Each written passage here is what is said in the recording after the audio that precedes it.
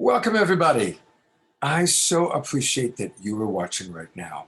I'm, of course, Love Coach Scott Thomas. This is Saturday Night Alive for the Global Peace Tribe, and it's our early Zoom Room show, which has actually become one of my favorite parts of what we do every week, where we bring in one of the guests that we really want to spend more time with.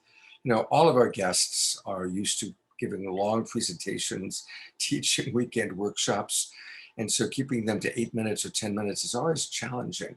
And I appreciate that they're all such good sports about it. But there are some guests that just have so much to share that it's like, okay, come on into the early Zoom Room show, and that's where we can really drop in for a good 25 minutes with you. And when we were putting today's show together, I knew that I definitely wanted our early Zoom Room show to be with Chief Phil Lane Jr. Phil is amazing. We love Phil. And I want to first, before bringing on Phil, bring on the woman who's put tonight's show together. You know her by now. This is our senior producer, Jan Kaplan. You're muted, Jan. And Jan is who put the show together. She did an amazing job. We have guests tonight from 7 different time zones: Australia, New Zealand, Pennsylvania, Mexico, East Coast, California. So Janice, thank you. You've done an amazing job. Oh, well, thanks so much, Scott. It's so great. We're all just so looking forward to our Saturday Night Alive, and we're so excited to have our guests tonight. They're all really, really beautiful, hardworking, and inspiring people. So, well, I'm going to bring on the man of the hour, or at least the man of the half hour. This is our beloved brother from another mother, Chief Phil Lane. Those of you who have been watching our show for quite a while know him, but for those of you who don't, Hereditary Chief Phil Lane Jr. is an enrolled member of the Yankton, Dakota, and Chickasaw Nations. He's an internationally recognized leader in human and community development, and you're about to see why. His organization, Four Worlds International Institute and Foundation, serves as an international organizing and educational hub for actualizing the reunion of the condor, quetzal, and eagle via the fourth way across the Americas and beyond. And that's a lot of what he's going to talk about. He's received national and international recognition for decades. He's been a leader in bringing us all together. And so with no further ado, I'm going to turn it over to you, Phil. Welcome. And thank you so much for being with us today. You know, and thank you so much, Brother Scott and Jay, for backing this up. This is the fifth program Janice and you have put together with your team that has brought the voice of Indigenous peoples to our human family. I want to thank you for that. So important. And I want to sing one of our White Buffalo Calf Pipe songs that I love. It just in essence, it says, Chinupa Kile wa Kayalo Wayankie. It says, behold, the sacred pipes holy, but looking at the mineral people, the bowl, they're sacred. The stem, the plant people, which are one with the mineral people, and they have the spirit of growth, they're holy and sacred. And the animal people, they're always there, part of the bundle, they're sacred. The power of the senses, the power of growth of the plants, the power of cohesion, like the mineral people. And then, of course, you put that pipe together, the bowl, mineral people, stem, put that together. That's coming together, the masculine and feminine dimensions of life as the human being, you know, and that's what that song's about. So I'm going to sing that song, and then we look forward to our little visit.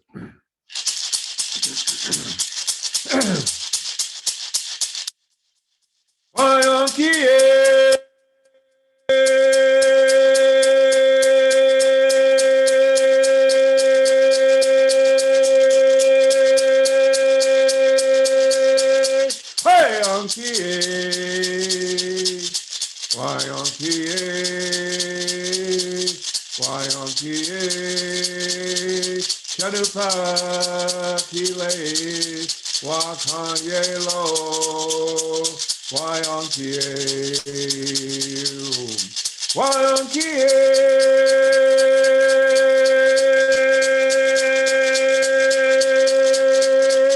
why Auntie Anne, why Auntie Anne, why Auntie Anne, Chanupa Kile, Wakanye Lo, why Auntie Anne.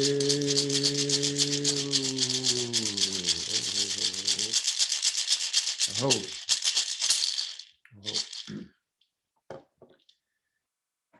So, what I'd like to share is kind of the unfolding of the prophecy of the reunion, the Condor, the Quetzal, and the Eagle, and its fulfillment this past June 20th, 2020, at World Unity Week. And so, if we were to go back to the Americas over 500 years ago, we would find the union of the condor and the eagle. The Quetzal has been added because of we found the prophecies there were also about this reunion of coming back, of the people coming together. And if you look at the prophecies throughout the Americas, whether they come from Manco Capac, the first Inca, or they come from Viracocha or Quetzalcoatl or Handsome Lake, or the Hopis, or visions of Black Elk, and so many others, the Peacemaker, the White Buffalo Calf Woman, we go on. Plus, all these other prophecies, but particularly talk about the fact there would become this long wintertime, spiritual wintertime. Long spiritual wintertime, in a time of great suffering, a time of great preparation, though. And that after 500 years, this wintertime would be over and the union of the condor, the Quetzal, and eagle would arise.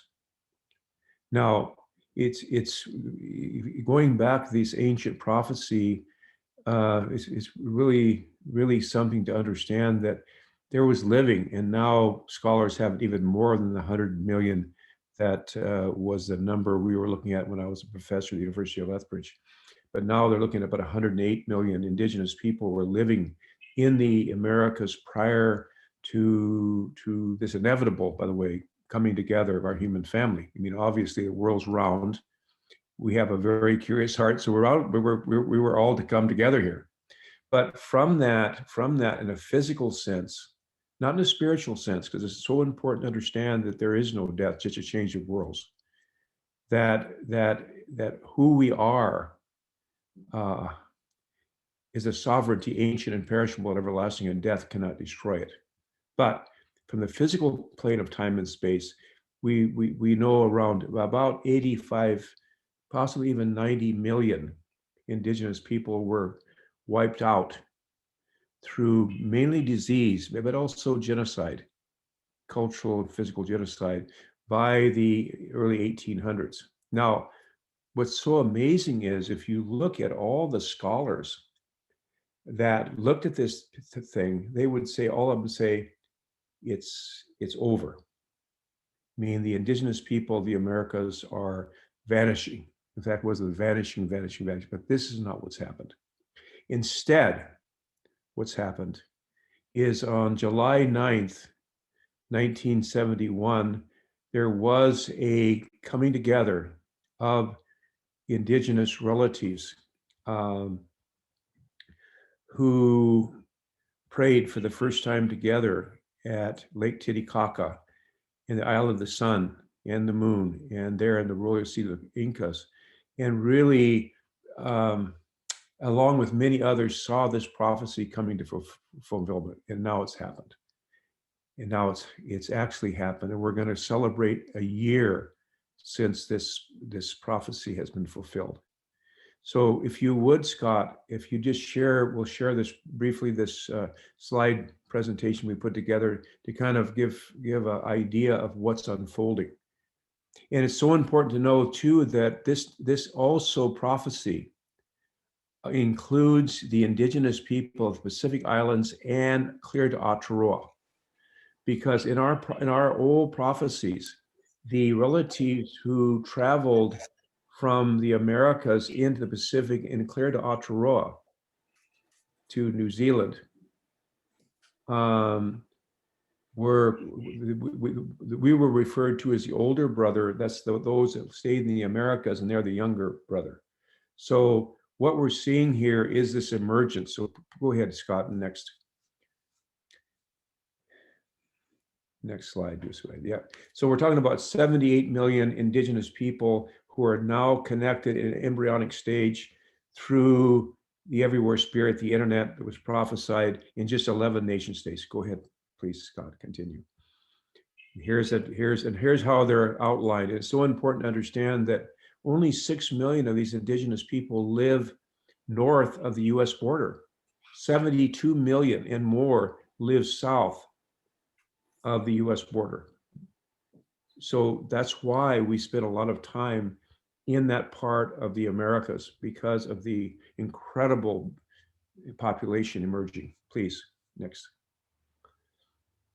You know, together, we're the 4th largest digital nation state in the Americas. Please continue. This is, by the way, from our 16 guiding principles, which is the foundation across the Americas of this movement. Please continue. So here's our 2021 focus we're really focusing on during World Unity Week, and that is to develop the digital backbone of the union across the Americas. That is, we are developing an alternative to this very sick adversarial, political, partisan system, colonial system, which was never based on the spiritual understanding, although they took parts of it from the Iroquois Confederacy, nor on the respect of women. So these are some of the tasks that our team's working on. We have relatives who are into blockchain, holochain, capacity to hold elections via non-political, non-partisan electoral process, establishment of digital currency and banking system, direct trade between union members, public and private meetings, union-wide universal education and healthcare. Go ahead, the next one. And so forth. Next one. There is a lot more in here, but I'm just going to kind of brush through this to get next, please. But anybody is welcome to the slide presentation or to participate in what we're doing. Next, please. I want to get to the Amazon part. Next one. There we go. This next. Okay. Now, on the 22nd of March, at the launch of a whole number of initiatives on the equinox, one of the focus, primary focus, our focus in 2021 is the Amazon, and particularly to support the vision and master plan of brother, spiritual leader, Darwin Rodriguez. And right at the top of that list was, is how quickly this is manifesting, is that from the communities of the Amazon, we began to have really deep contact, beginning the 11th through the 22nd of December, when we had Enlightening Our Way Together, and we had first the sacred fire from the indigenous women of the Aduana Collectiva, and also the communities there in Flordemayo, Ecuador, which is right on the border of Ecuador, Colombia, and it even comes into touching into Peru. And in that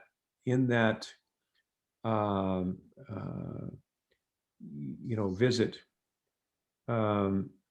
there was an ayahuasca ceremony held from a team that left from our gathering, Enlighten Our Way Together, went into the depths of the heart of the Amazon. And it turned out that in the debrief that actually they had met me back in ayahuasca ceremony in 2016 at this location at the border between Colombia, Ecuador, and Peru. So we've actually already had this spiritual connection there. So the plan that emerged from Darwin Rodriguez, who is the elder spiritual leader brother that we're supporting, who is also the direct descendant of the last Inca, Atahualpa, who, because of this lineage, has great respect, integrity that he has in the Andes and in the Amazon. So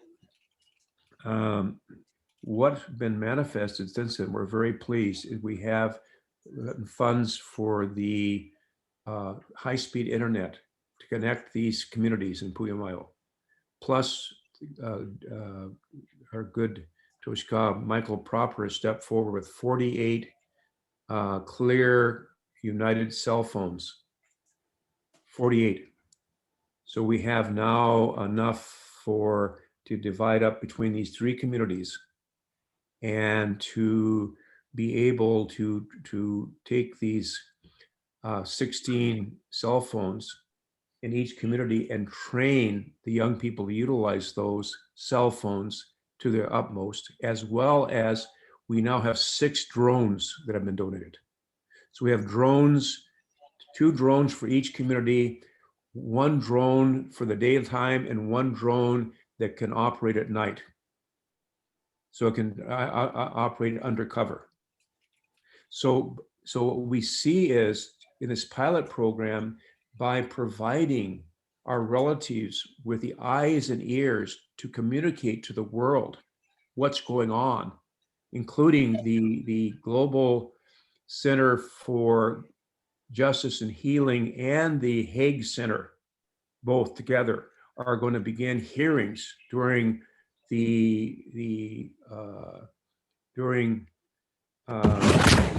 Unity Week on what's happening in the Amazon, so we can really hear what's going on in the depths of the Amazon. Because at this point, it's kind of like this big black hole, so to speak, that's all this is happening, this destruction. Now we'll be able to light up the Amazon with this little bit of technology. And I want to thank, the Wakpala Spiritual Unity Society. Here's this group, this society in Wakpala, South Dakota, on the Standing Rock Reservation, who are the first to step forward and donate resources to this. But this is the spirit that we're at today. So I've gone on a long time there, brother, sharing, just so you know, sharing this, but I felt it was so important that we together, we're moving forward we're fulfilling prophecies as we speak. We are doing this together. And there's no power on heaven or earth that's going to stop the unfolding of these sacred prophecies. And we will see by 2030, if not before, we will see the beginning of world peace, meaning the political agreement, political peace by nation states. Now, what's going to cause these nation states, brother, to humble themselves and to make peace? God only knows, but it will happen.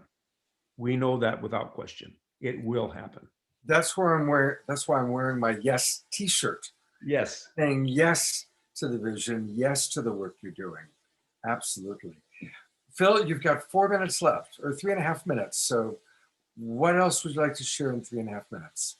Well, I just say this much, is that it's so important that we understand, and I'm sure that we all are striving our best we can, that the foundation of peace is the understanding of the prior unity and oneness of our human family and all life, and the hurt of one is the hurt of all, and the honor of one is the honor of all.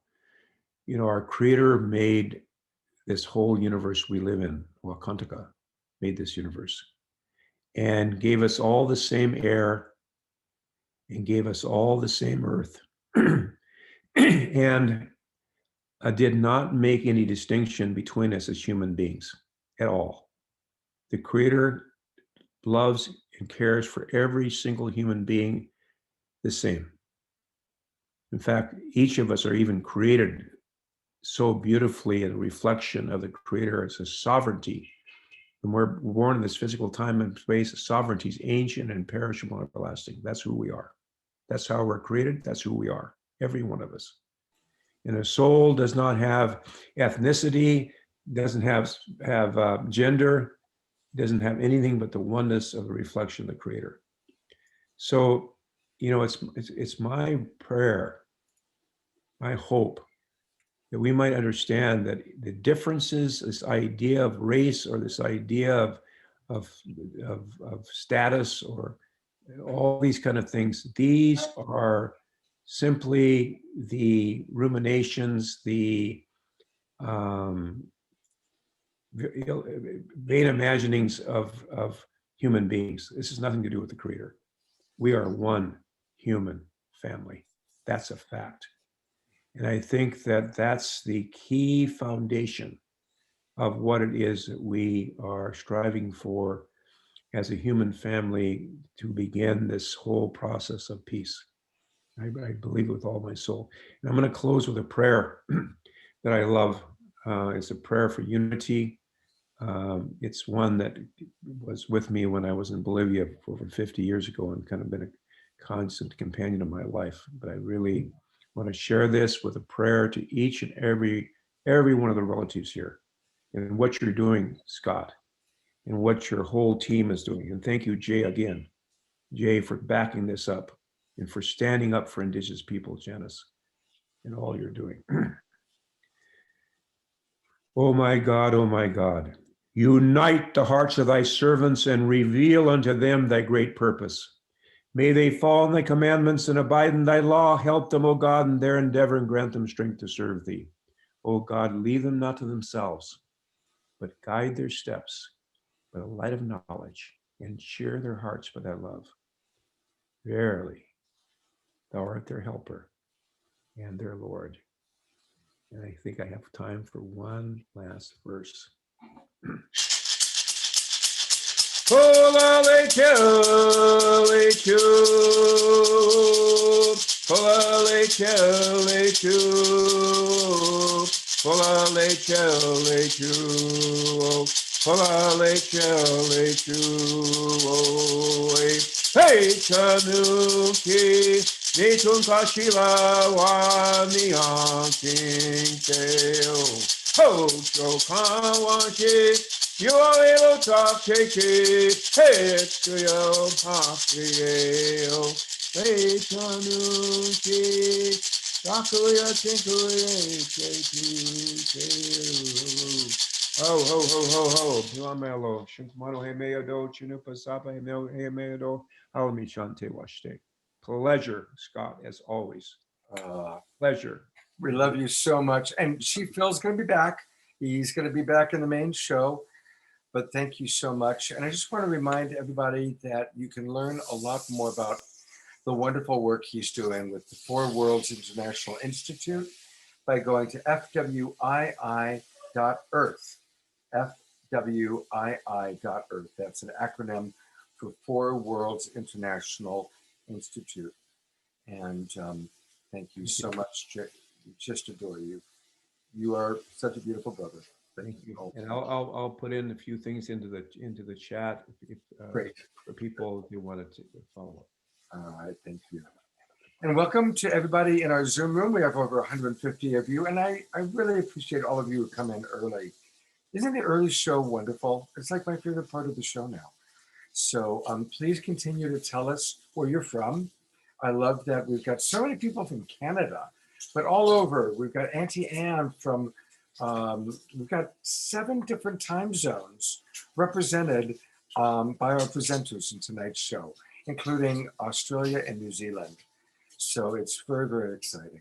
All right, I'm going to get us ready to go live on Facebook.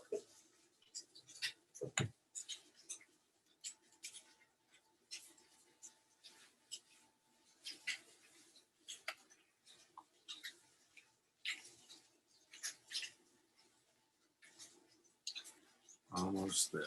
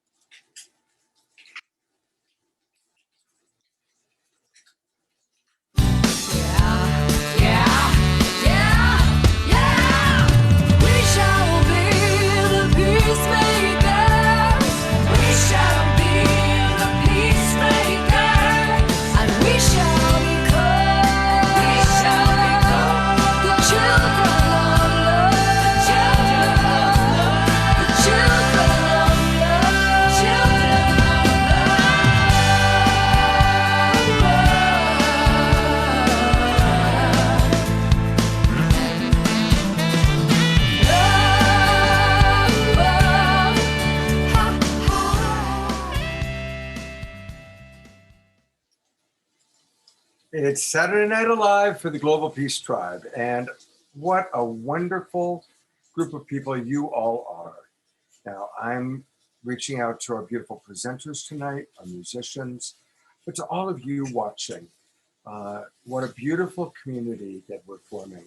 We truly are the Global Peace Tribe, and I appreciate all of you that tune in every week. And as you know, every show is special, and this one is very special because it's global.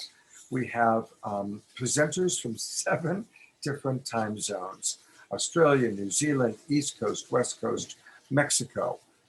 It's truly an evening in which we're celebrating Indigenous wisdom rising all across the globe, guiding us in the way that we need. And so it's so important to appreciate that, you know, the ways that maybe our leaders are failing us. We need to look to the Indigenous elders for the wisdom that they've had for centuries. And now is the time for us to embrace that. And we're going to hear that tonight. So I'm excited. And I want to welcome all of you who are watching us on various YouTube channels and Facebook. And you know, you can still come in to our Zoom room, which is a really good thing to do. So if you're watching us on Facebook, make an evening out of it and go to globalpeacetribe.com, globalpeacetribe.com, and register. It only takes about a minute. And what's great about registering is that, of course, we'll have your email address. We're the only ones who use it, but you'll get periodically emails letting you know about our upcoming shows, our upcoming events, and the replays. So you can watch all the recordings. We've done 60 of these shows now, and they're all spectacular. So go to www.globalpeacetribe.com and join. And there's all sorts of special things that happen, including you get to participate in our early Zoom room show, as we had quite a few people, as always, and a wonderful conversation with Chief Phil Lane that just took place.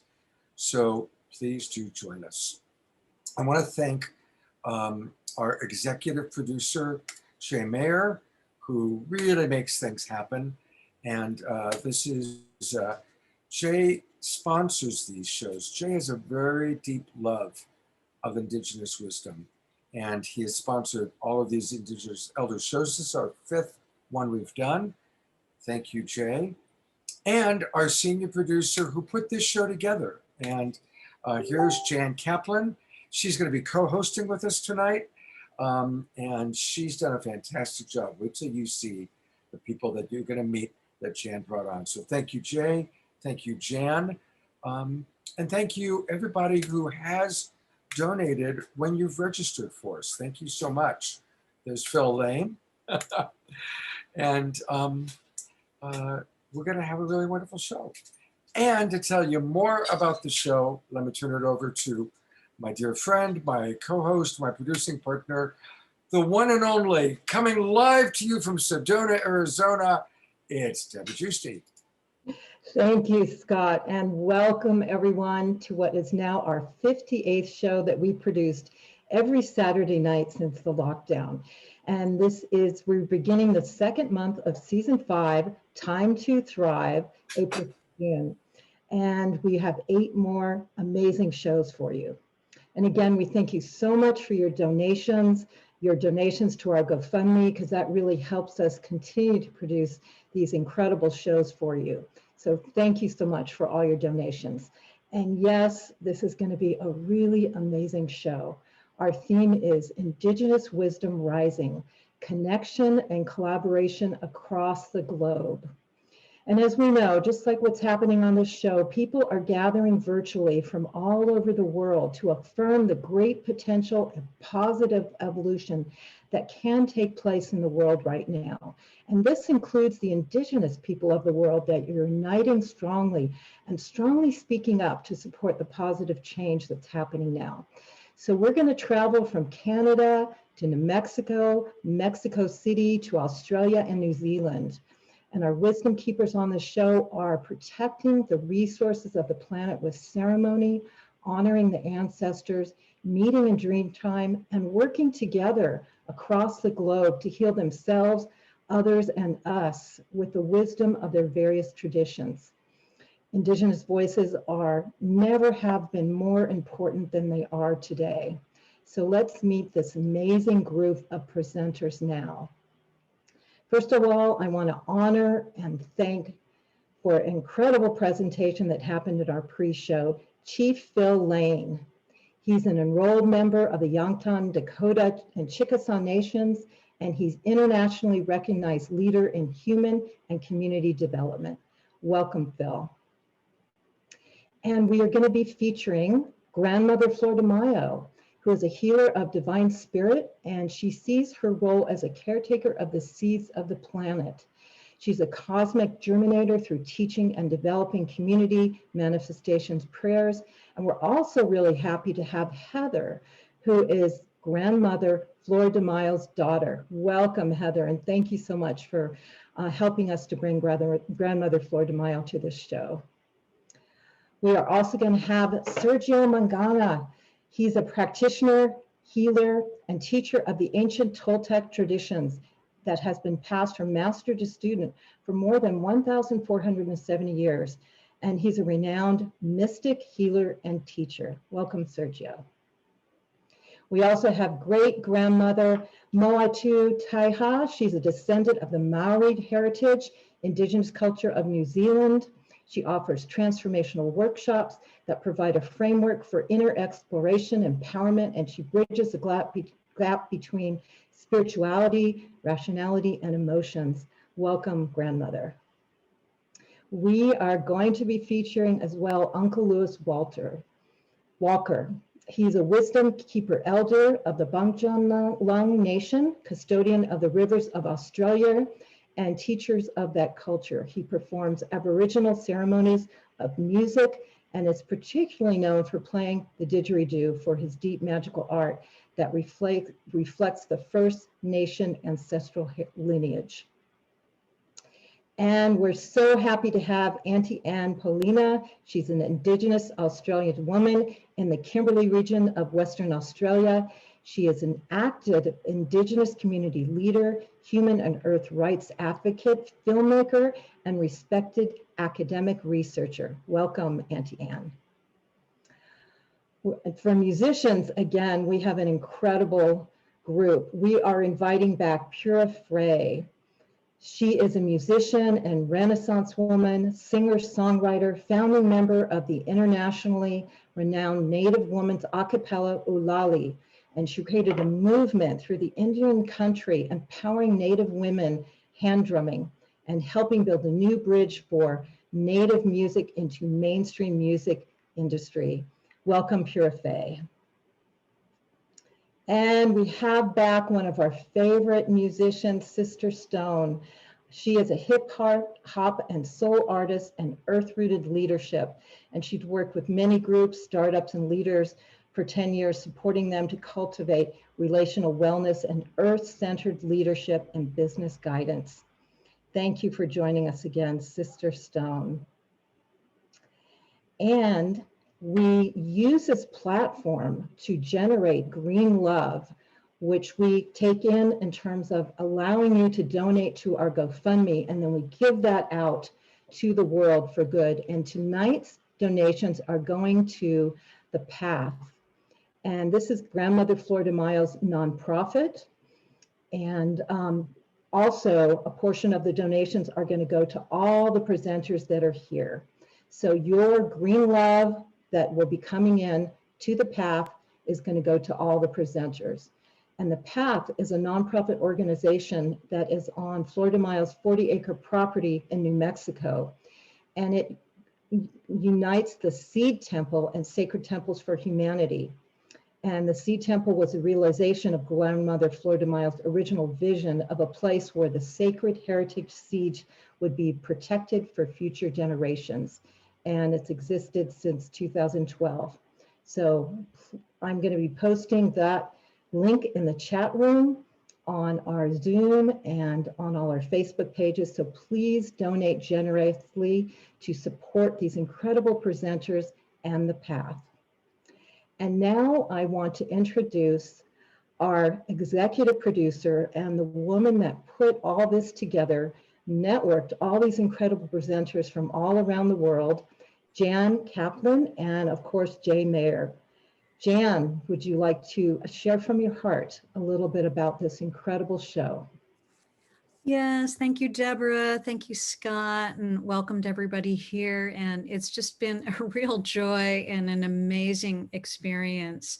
I need to thank Janice Hall, who's one of our just devoted attendees here, who helped us make the connection with Auntie Anne and Uncle Louis. And as we started making connections with our various elders and bringing Chief Phil back to give us an update on the condor, eagle, quetzal, we started realizing that there was an amazing connection between so many of our presenters. And so what we're going to experience tonight are people who have been working with each other across the globe. And Heather, who's Grandmother Flordemayo's daughter, went to Egypt with great-grandmother Moetu, and Chief Phil is now friends with Uncle Louis, who just got his first phone in December. So things are happening now with technology and the connections and the collaborations that we're all making, especially through this show, and all of our, we just really are excited about our audience because we just love you so much, and we know that everybody's engaged and wanting to learn more and be inspired. So it's going to be an amazing show tonight. So thank you for being here. Thank you, Jan, and thank you, Jay, as well, for helping to create these amazing shows. And we always like to start with raising the vibration and going into our heart. And we are so blessed to have a prayer coming to you from a video that we had specially designed for this show from Grandmother Flordemayo. Grandmother Flordemayo is a healer of divine spirit. She has the ability to see other realms of color, light, and sound. She travels the world offering ceremonies and spoken word on a wide range of topics. She was born under the sign of the seed, and she sees her role as cosmic germinator through teaching, community, manifestation, and development. And in recent years, she's been working with the seeds and sees her roles as a caretaker of the seeds. She had a vision during a dialogue with the beloved mother, and in the vision, Flordemayo found herself sitting in a rocking chair, rocking back and forth and being guided to prepare seed bundles with prayer. The seed bundles are given to the parents of the children being born today and those yet born into the future. So let us drop into our hearts and our soul and be with Flordemayo as she opens this incredible show with a prayer.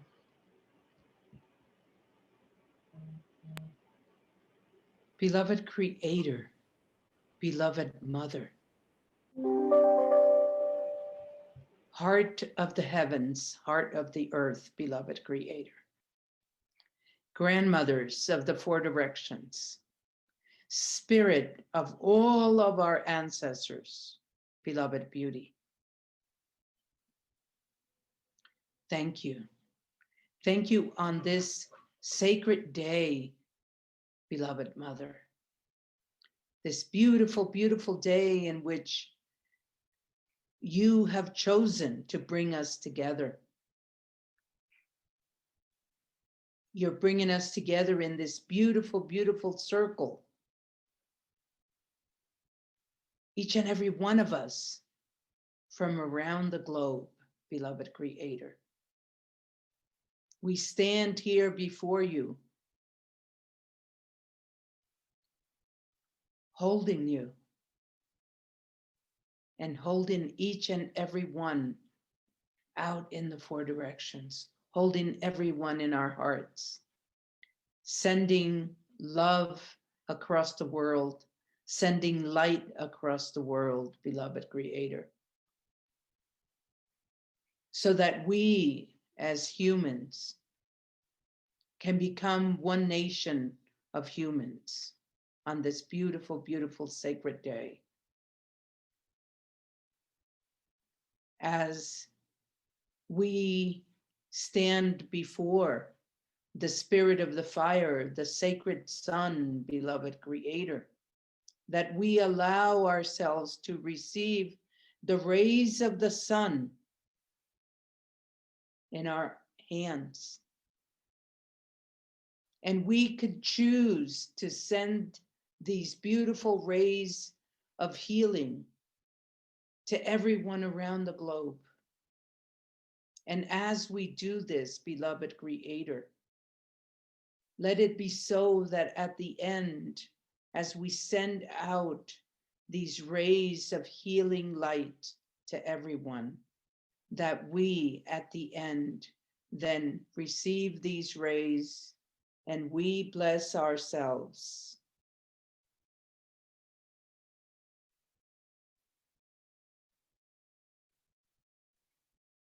As we become one with each and every one. Let's think of the spirit of the sacred wind, allowing ourselves to receive the energy of the wind, the energy of the sacred breath, and we send it out into the four directions, across to everyone on the earth, all of our brothers and sisters. And then we allow ourselves to be blessed by the sacred breath, allowing ourselves to be blessed, to be cleansed and blessed, beloved Creator.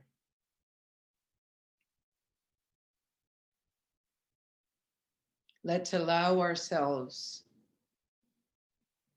to be blessed by the spirit of the sacred waters. Envision the droplets of the sacred rain falling upon us as we receive it in our hands, as we send it out into the four directions, blessing each and every one, young and old, cleansing everybody with the sacred waters, the sprinkle of the sacred rain.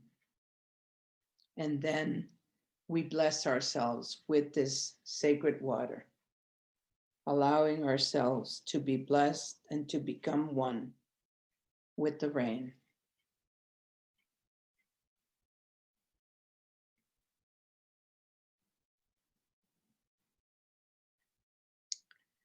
And at this very moment, we allow ourselves to receive the blessings of the Mother Earth.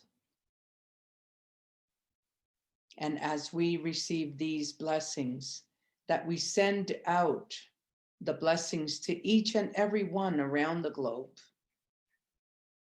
where we become one with the earth and bless everything that is on the earth.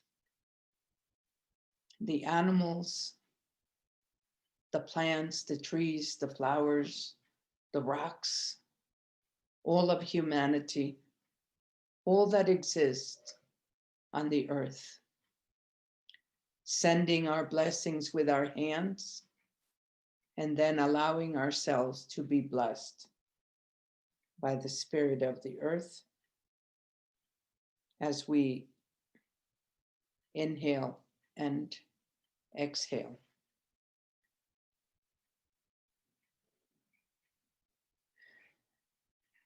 Beloved Mother, this beautiful, beautiful practice that you have given us, and where we send our healing energies to everyone around the globe, and then we bless ourselves. Thank you for this beautiful, beautiful teachings on this beautiful, beautiful day of Ah, beloved Creator. Thank you for allowing us to become one with all of the sacred elements of life.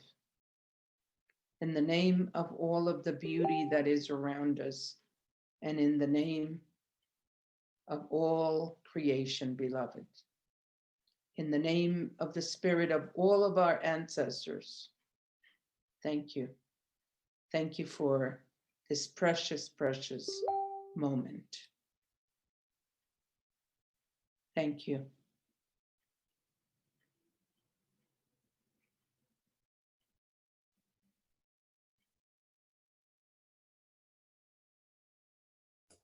Wow. It's amazing. She's so amazing. And when we were looking to get music for this show, we thought of our beautiful friend, Sister Stone. She's got an amazing song, Water is Life. And so many of our presenters here tonight are river keepers and keepers and protectors and custodians of the earth and of water in particular. And of course, grandmother Flordemayo is a seed keeper. And so there's so many beautiful synchronicities happening tonight. So Sister Stone, we welcome you. She's based in the Detroit metro area, Michigan, on Anishinaabe land. She's a hip hop and soul artist, and she's earth rooted and a leadership guide. She's worked with groups and startups and leaders for 10 years to support them in cultivating relational wellness, earth-centered leadership, and business guidance. And she also released her first EP in May of 2020, last year. So we're so welcome to have her here tonight to open up our show with some really uplifting music. So thank you, Sister Stone. Thank you. It's always an honor to be here. I've been invited back a few times, and I think since a year ago now, and I am celebrating the 1-year anniversary of my first music project called Reciprocal Relations today. So that's exciting. And, you know, speaking on reciprocal relations, this is really the cornerstone of everything that I do as far as my music and work goes. And the way that relates, to water, water being a huge part of my work and really my own. Water is one of my greatest teachers. I try to pray to water every day, and this song is my prayer to water. And it's an honor to be here. Again, I wanted to acknowledge the Anishinaabe peoples of this land that residing on unceded Anishinaabe territory, and all of the living beings on this land, all of my ancestors, the unseen world, and all of the beautiful creature teachers and plants here surrounding me. So I'm going to just go for it. So feel free to hold your water. This is actually kind of a dancey song, so you're probably going to be a little surprised. So it's groovy, but hold the water, pray to your water as I'm praying to water. All right. Hey, hey, oh, hey, you that grows, you that flows, how you are in me, how you are in all living things. Teach me how to nourish, how how you let life flourish, how you're deep and how you're vast, how you move so slow and fast, how you find your way into the smallest, darkest place. Teach me how to pray, how to move like you with grace. Water is life. Whoa, water is life. Water is life. Whoa, water is life. Yo. I watch you water in the way that you move. So pure, so clean. It's you, it's so true.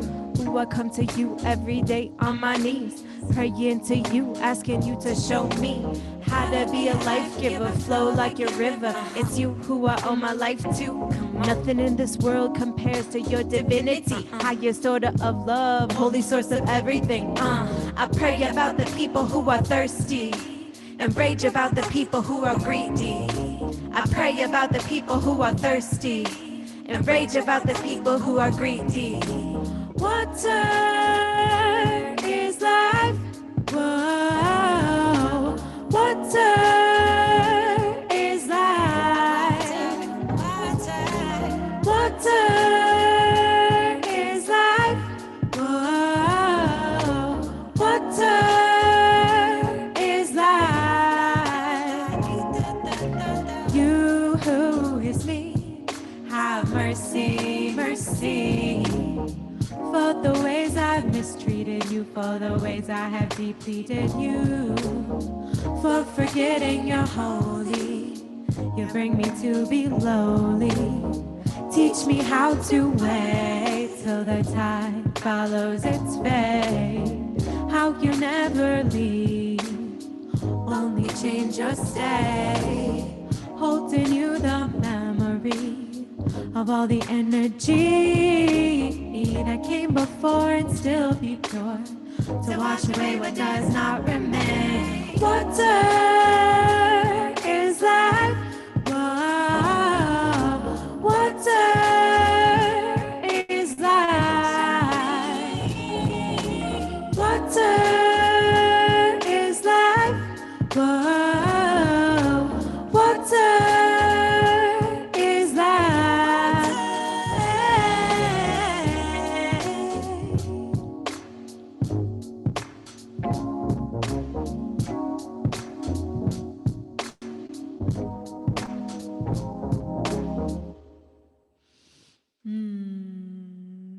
Thank you. Water is life. Water is God. Water is source. Water is is everything. Where we source our existence from. So I owe my life to water. I know that much. So I try to live my day to day as a thank you. That's what we can all do in our different unique ways. Before I transition, I wanted to just offer a prayer to all of the dry lands in the world, all of the thirsty people.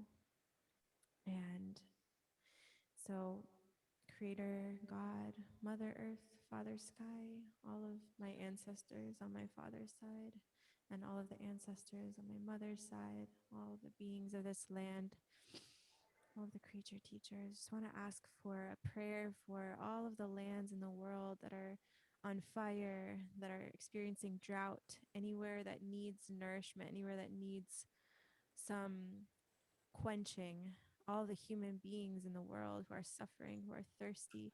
Just pray and just ask you, water, if you will some way somehow find your way to all of those places in the world that need you, all of those places that are thirsty, that you might somehow some way find yourself clean there, so that everybody and all of the creatures and beings on the land can feel nourished and can feel vibrant and thriving with life and vitality. So thank you, water, and thank you, Creator, for bringing this water here clean to all of the places that need it most, so that we may continue to grow good food and create seeds and life and pass this earth on to the the next generation in a good way. Oh. Oh, thank you so much, dear Sister Stone, one of our favorite musicians. Sister Stone has lived on several different places of Indigenous land in North and South America. And I appreciate that she's the youngest person presenting tonight, and yet she has so much experience already living on the land with Indigenous elders and peoples. And she brings that with her, that energy. And that's one of the reasons why we love having her on these Indigenous shows. And she'll be back doing another song for us. But I'm sure some of you are wanting to know more about Sister Stone, and she's got a website. And so I want to encourage you to go to her website. It's a very easy one to remember. It's her name. It's sister-stone.com. Sister-stone.com. She's got all sorts of wonderful offerings there, including coaching, music, consulting, and a video course. So register so you can get a free course from her.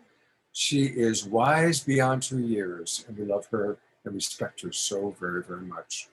And isn't it wonderful to know that there's the next generation coming up doing the work and carrying the wisdom the way that she does. It's really quite wonderful. And to continue to introduce our next presenter, I'm going to turn it back over to Jan.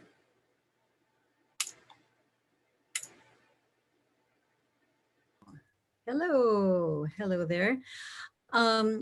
Yeah, so while we were putting the show together, we realized that the dream time is really important for the Toltecs and also for the Australians. And I'm sure there are more Indigenous peoples around the world who meet and work and study and pray and are in the dream time. So Sergio Magaña, who's live with us tonight from Mexico City, he's a practitioner and teacher of ancient Toltec tradition that's been passed from master to student for more than 1,470 years, as Deborah said earlier.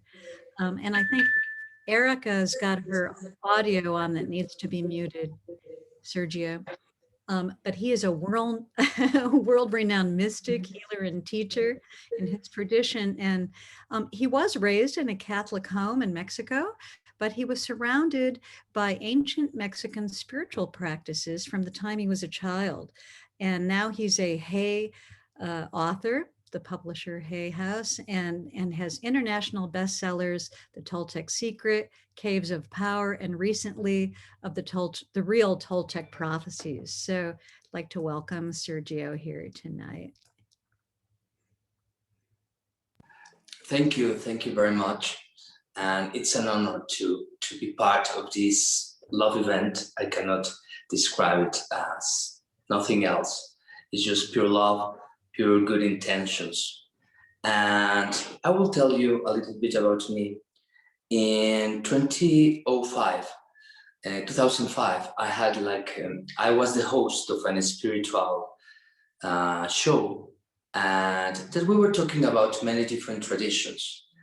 And one day, like we said before, the grandmother spider that weaves the web of the collective dream made an event that changed my life completely.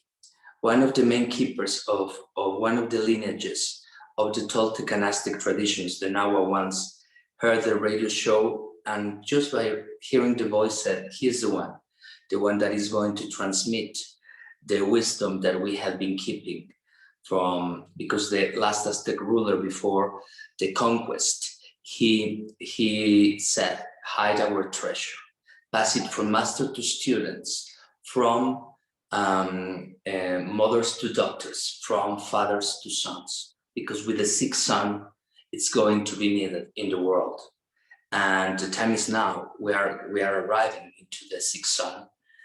And I don't know how, but he chose me, and then his other good friend, that was the carrier of the word of other of the main lineages that were like secret until that time, also began training me. So it was many years of learning many things. Like you said, I was born in a Catholic, in a Catholic family, but now I am really proud of the transformation of being a Toltec and Aztec practitioner.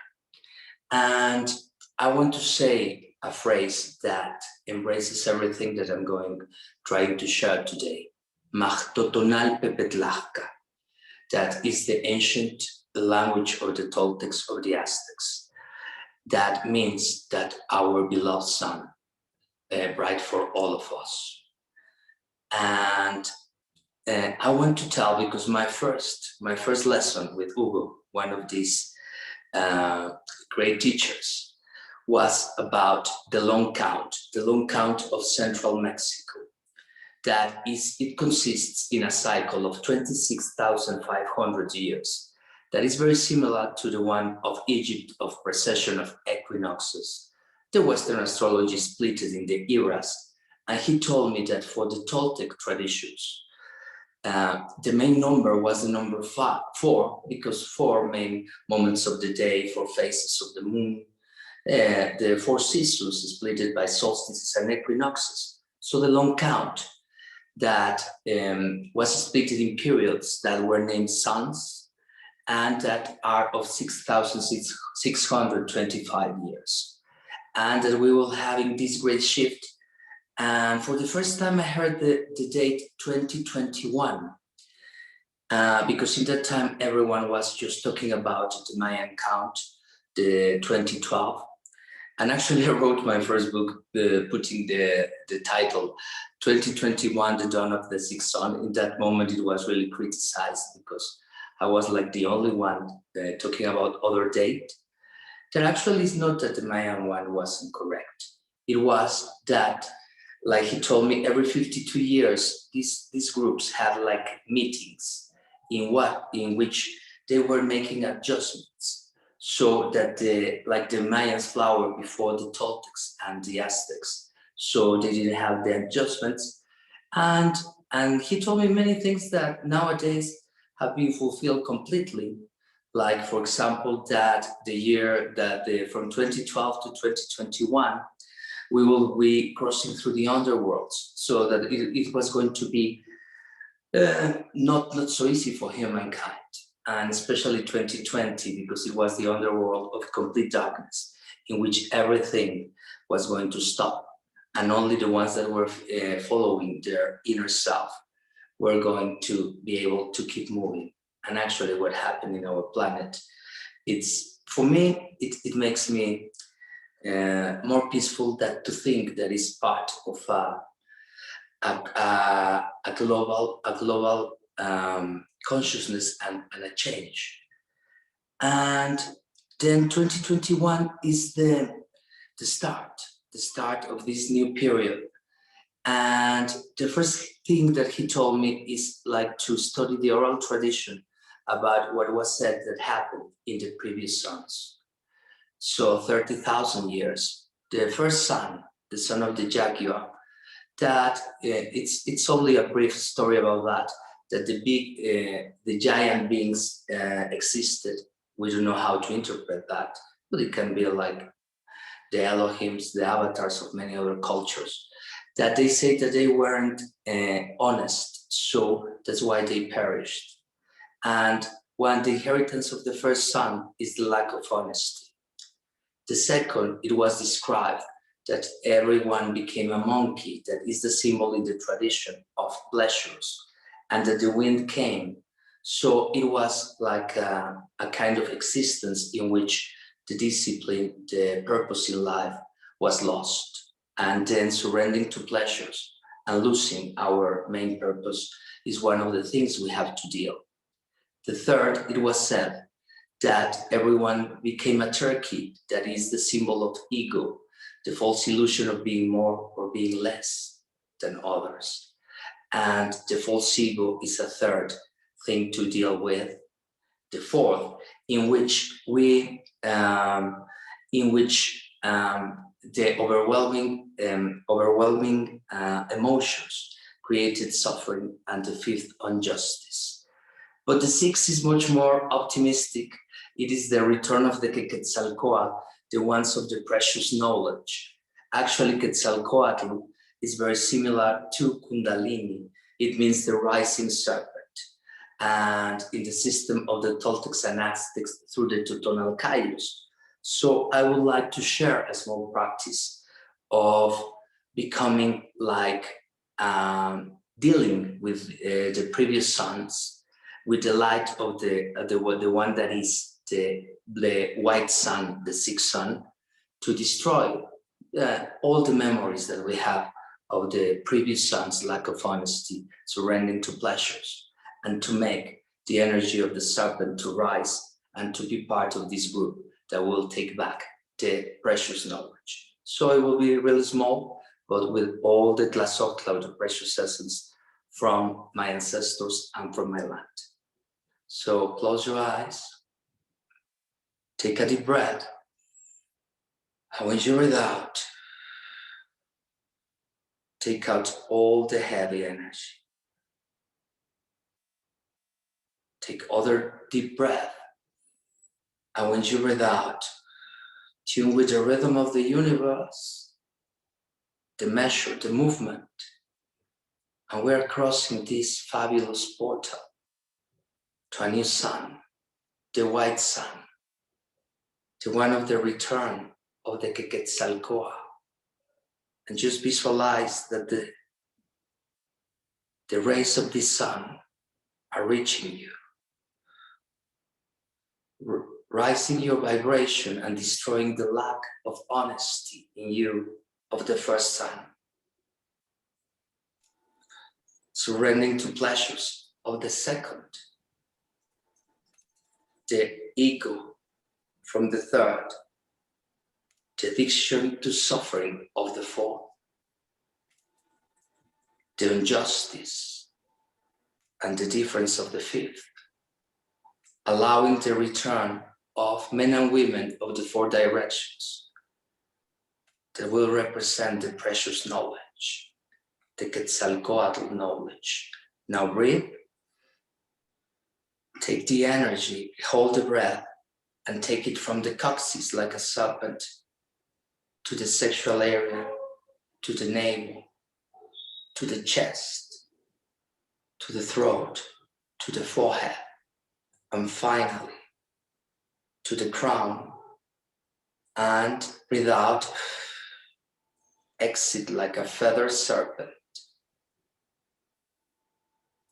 that is flying to a white sun, the return of the consciousness that has been prophesied in many cultures. This serpent enters into the sun,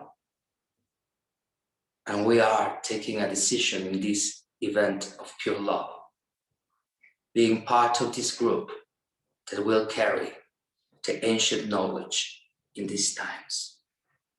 Ometeotl, that is the Nahuatl Amen, two energies joining.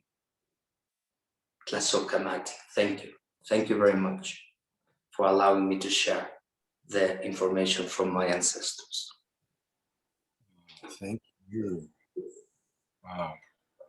What a blessing to have you with us, Sergio. And I do want to let people know a couple of things. Tell us a little bit about your book, Caves of Power, Energy Techniques for Healing, Rejuvenation, and Manifestation. Actually, for the ancient ones, the caves were symbolizing like our unconsciousness, what is inside of us. So to do activities in the dreaming time and certain things to really awake our inner power, because it was said that the fifth sun, it was like a sun of the tonal or the waking state in which we place things outside like God, satisfaction, medicine. But the sixth sun will be like the one that we have to close the eyes. And if we have closed the eyes, like when we are sleeping, there is no outside. So everything will come, and we have to discover these caves, these parts of us that probably we don't know about dreaming, about befriending all these forces and to really develop them in order to become your best possibility. That is a Quetzalcoatl. Beautiful. Well, thank you so much. I definitely look forward to getting that book. And just want to remind everybody that go to his website, sergiomagaña.com. I know that I put the link in, but again, it's Sergio, Sergio, Magaña, Magana, his name, online.com. And what I like about, there's many things about his website that I was impressed with, but you can pick your language. So you can read it in Spanish or in English, depending on what you want. So thank you so much for blessing us with your presence, Sergio. No, thank you. It's an honor. Yeah, like I said, a pure love event, and I'm so honored and touched to be here. Thank you. Well, we certainly hope you'll come back and be with us again. Okay, thank you. Well, we're going to be kind of throughout the show sharing with you wisdom from grandmother Flordemayo. Her daughter Heather is with us. And Jay and Jan have put together a really, really fun video of some of her teachings. You know, we now have a regular feature every week. We have what we call the Wisdom Jewel, and it's where we take quotes based on the theme. And so for tonight's show, here we go with some quotes from our beloved grandmother Flordemayo. Enjoy.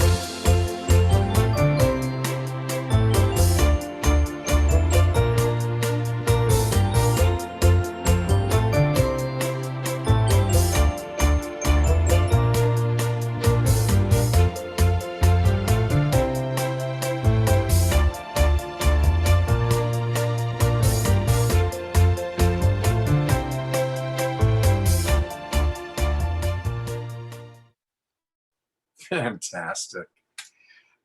Thank you, grandmother, for your wisdom. Thank you, Jay and Jan, for putting together such a really fun video. And a reminder that tonight we are sponsoring and asking all of you to donate to The Path. The Path is the nonprofit organization founded by grandmother Flordemayo. And of course, the money that we raise will go to her work, and you'll learn more about her seed project. But it's also going to go to all of our presenters. With our Indigenous shows, we always like to help raise money for all of these elders and also for our two musicians, Sisters Stone and Pura. They all are doing wonderful, wonderful work in the world. Most of them have charitable organizations. And so we're going to divide everything equally amongst the people you're seeing here tonight. So please be generous. I'm going to pull up the poster, if you will, of where we're donating to. And this is donating to The Path. And as I bring it up, please, please, please go to the link that's in the Zoom room or that's in the Facebook chat and donate. And I'm really happy that somebody, you know, we're building family here. And someone who's really become part of our family is grandmother Flordemayo's daughter, Heather. We love Heather. She is so awesome. She really makes a lot of things happen. So welcome, Heather. It's so good to have you with us today. Oh, thank you so much, Scott. Thank you, Deborah. Thank you, Janice. And thank you all the presenters and everyone and the music and stuff. And I just want to say on behalf of my mom and I have touched and how much we love you guys and the show and everything that you guys do. And it really, it almost made me cry watching the quotes come by because my mom is just a little grandma and she loves to pray. And you know, besides being my mom, she really is trying to preserve these heirloom seeds. And, you know, without the seeds, there wouldn't be any life, you know, whether we're eating it, the animals are eating it. And it's a beautiful 40 acres that my mom's created, the Temples for Humanity, honoring the 4 sacred elements. So if you're ever in New Mexico, I know Grandma Moetu's come many times. To New Mexico, and we've traveled so many journeys together. But if you ever find yourself in New Mexico, please visit my mom and the path. And again, it is a 501c3, so your donations are a tax deduction. You'll get a receipt for that donation, and in turn, we're going to share it with everyone. So I really want to thank you so much for having us. And my mom is solar powered, otherwise she would be here in person. So anyway, she's kind of like I feel like a little one of those plants that wakes up in the morning and goes to sleep when the sun comes down. So thank you so much for donating and, you know, finding out more information and helping all the Indigenous elders. And Heather will be back with us a little bit later on in the show. We're going to share more about seeds and the seed project. It's really quite wonderful. So thank you, Heather. And please, everyone donate. And remember, one of my favorite things to do is to thank those of you who donate. Now, you can always donate anonymously if you don't want your name mentioned.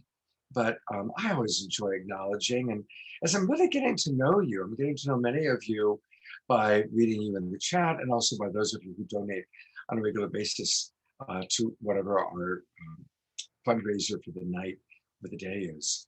You know, speaking of fundraisers, I was at Harbin Hot Springs a few days ago, and Eric, who we raised a lot of money for when his home burned down, was there. And he's like, "Oh my God, Scott, I want to," and he came up to hug and goes, "Can I hug you?" You know, this is the COVID thing. I said, "Yeah, you can hug me, I'm vaccinated."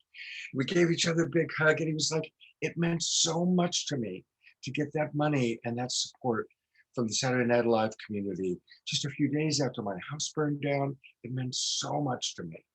And so I want all of you to know that when you donate, it really makes a difference, because there's the green energy, the money, but also just for someone like Heather and Moetu and all the people you see in Sister Stone, it's like, oh wow, people are appreciating my gifts. You know, that sense of community support is so important. We are the Global Peace Tribe, and now it's time for us to keep the green flow inside of our tribe. So thank you very much. And to introduce our next musical artist, one of our favorites, here's Jan. Thank you. Thank you. Well, we just love Pura Fay, and we brought her back. And she is an amazing artist. If you don't know who she is, her name means pure faith, Pura Fay. She was born in New York City, and she's an heir to the Tuscarora Indian Nation. She's an artist, an activist, and much, much more. She's truly a multidimensional Renaissance woman. She lives in Canada now, and she's writing a film for Resolution Pictures. And she's also working with First Nations dance and theater troupes while recording a new album. So we welcome Pura Fay back, and we're going to be surprised because we don't know what she's going to play for us, but we always love what she does. So welcome, Pura Fay. Thank you. Can you hear me? Is that Yeah. good sound? Okay. I'm just gonna, my husband's staring at me from the doorway. I'm gonna sing a canoe song. And I'm Tuscarora and Taino. My father's from Puerto Rico. My mom's family, all of them, they're from North Carolina and from the coast. They're water people. We call ourselves river people. And I like being on the water, and I sing lots of canoe songs. So here we go. I'm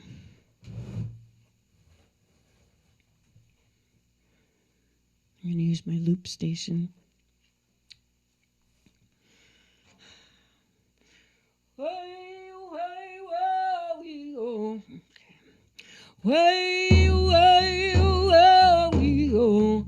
Way, oh, we go. Way, hey.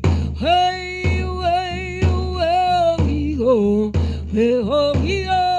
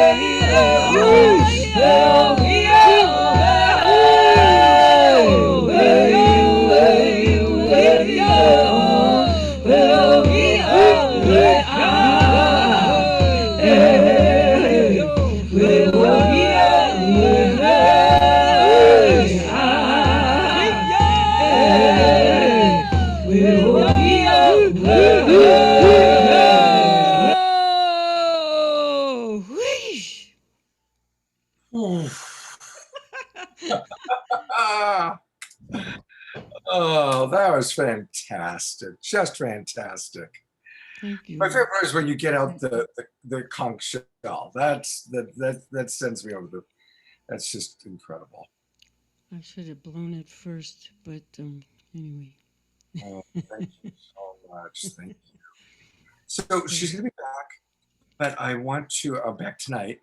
But I definitely want to refer people to where you can find out much more about her, and that's her website. And her website is her name. It's purafe.com. So it's purafe.com, purafe.com. And there's a lot going on this website. So please, please go to the website, register so you can follow her, just like 3,300 other wise souls have done. And Pure Faith, thank you so much for being with us. Oh yeah, thank you for asking me to come back. It was really an honor. I like listening to everyone. It's really nice. Because of the COVID, I haven't been able to go to any ceremonies with lots of people. We just have our own little tiny lodge, but so this is awesome to be able to have this energy. Yeah, thank you. That's why we do it. We do this because so many people have been not able to go to church. A lot of the people who write to Deborah and I talk about how we have become their church. We are what they look forward to on Saturday night, is where they're going to get music and inspiration and wisdom and feel connected to community. And so we are the Global Peace Tribe. We are growing. And in addition to what we're doing now on Saturday nights, please join us on Friday night for Straight Talk, on Sunday mornings for our Secret Sunday show, or for some of our special events. We'll be talking about the special events a little bit later on. I get to introduce one of my favorite people who comes on to Saturday Night Live. This is, I think, his fourth appearance, and hopefully he can hear me and he will start his video. There he is. I'm, of course, talking about our beloved brother, Chief Phil Lane. Those of you who came into our early Zoom room got to hear him speak at greater length. Many of you know him, but for any of you who don't know, Chief Phil Lane Jr. is an enrolled member of the Yongton, Dakota, and Chickasaw nations. He's an internationally recognized leader in human and community development. Phil has been tireless in his efforts to bring our world together, to help us remember the great Indigenous wisdom, and to really, he plays a huge role in bringing all the different peoples together, the different nations together, to fulfill the glorious and positive prophecy. And in this time where there's a lot of doomsayers, where there's a lot of fear-mongering, Phil's passion for life, his belief in humanity, his belief in the spiritual nature of human beings and how we can all come together is completely an inspiration to many of us. And so, Phil, thank you so much for being with us tonight. And thank you, brother, and thank you all for your beautiful sharing. Thank you, Purafe. That chant was right down to the heart of hearts. That got right down to the nitty gritty. Where we have to get down to the soul, to our souls. That's where this is unfolding right at our soul. And Brother Scott, I was listening and reflecting about our discussions. This whole Indigenous arising, the whole global dimension of this unfolding. And what's so, I think, so important, first of all, is to get to the foundation of the Indigenous worldview of oneness. And when we really get down to that worldview, it's about understanding the principle of the prior unity and oneness of our human family and all life. And the herd of one is the herd of all. And the honor of one is the honor of all. That is, from the very beginning of creation, that goes clear back billions of years, We have always been who we are, always have been. In fact, our elders share with us very clearly that when we're birthed into this physical plane of time and space, we're birthed as sovereignties, ancient, imperishable, and everlasting. Every one of us, each one of us is a sovereignty, ancient, imperishable, and everlasting. It's so important to reflect on this understanding of the oneness of the Creator. That if we went to every granary in the world, we'd never find two pieces of grain the same. If we went along and walked along every beach on Mother Earth, we'd never find two pieces of sand the same. Each of us is unique. And so without this understanding of the oneness of our human family in all life, in terms of having peace, truly peace on earth, there's no foundation for it to happen. Because with the oneness, we begin to realize these very important principles, the equality of women and men. The eagle has two wings. One is woman and one is man. Until both wings of that eagle have equal power and respect and honor, the eagle of humanity will never fly its highest. That's a fundamental. And we can also see in the prophecies that womankind are leading this transformation. And others who have learned so much, by the way, yes, while one goes under oppression, like the last 500 years our prophecy talked about, that at the same time, if you keep praying and you keep having faith in your prophecies and your teachings, you become spiritually stronger.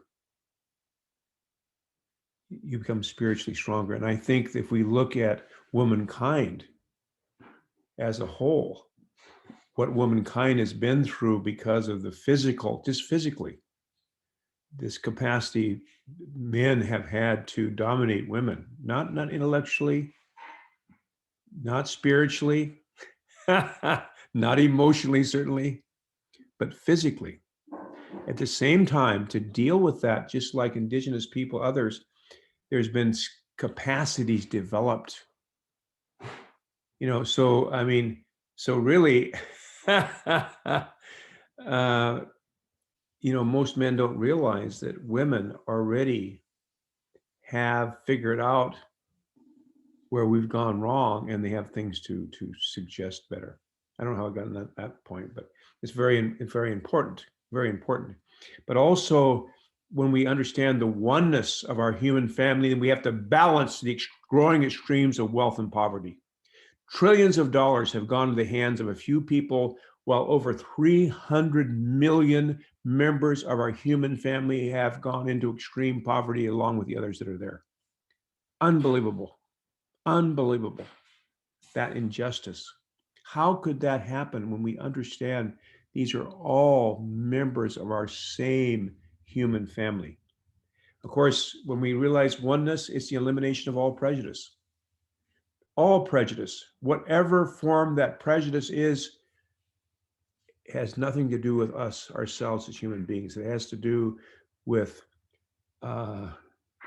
divisions that are put between us that don't serve us at all.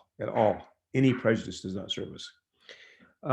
It's the same time we can see now the coming of the harmony between science and spirituality.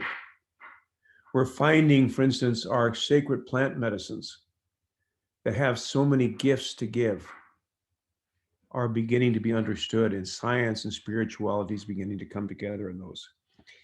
We're understanding that every human child upon this Mother Earth has a right to universal education. That is, to education to about who they are as a human being, the sacredness of who they are, about the fact of the oneness of humanity, about the respect of Mother Earth, and the challenges we're facing, especially those environmental challenges. If we don't wake up, we're going to be in real trouble, as we know. And of course, we're talking about a unity and diversity. As the creation is diverse and so beautifully and diverse, yet it can live in harmony. And so we're talking about a unity and diversity. And I believe that, you know, with all this false news out there, that one of the principles that it's important to foster and to encourage is the independent investigation of truth for our own self. That is, not from somebody else's mouth, somebody else's ears, somebody else's eyes, but we need to independently investigate truth for our own self. And I believe and also go to sources like Saturday Night Live that are presenting directly the voices of the people directly from the heart of what's unfolding. So, you know, those are some more broader things. Of course, the whole event that's unfolding, which I know you're going to be having sessions, or you're having the Saturday Night Live will be during that time, and that's the World Unity Gathering. The World Unity Gathering, the 19th through the 26th of June. And that's a big date for us, because that's the date of the anniversary of the formation of the union of the condor, the quetzal, and the eagle, the fulfillment of the prophecy of the reunion of the condor, the quetzal, and the eagle, and that's unfolding. And that's an alternative to the systems we now live in. Right now, even though from 108 million or 100 million or so down to probably 15 or 20 million, the just in 11 nation states, Indigenous people, according to the UN Declaration of the Rights of Indigenous People, are about 78 million in just 11 nation states. They're now connected together in embryonic form. We're building this 2021, we're building the digital backbone for this digital nation, the first ever. But size-wise, it's the fourth largest nation state in the Americas out of 34 nation states. But again, these are dreams and visions we have, with the understanding, and I'll just close with this, that it's so important to stand in our spiritual strengths, stand in our strength, know where we're coming from, know where we're going, know who we're traveling with, stand in our strength, and move to the positive alternative we wish to create, the vision for the future. For us, that's where the union's moving. What is our vision for the future? Move that direction. Put our energy there without giving our energy away fighting the negative. Because the old system, the colonial system, is collapsing. That's a fact. It does not have the spiritual foundation. It does not have what sustains community. That's unity.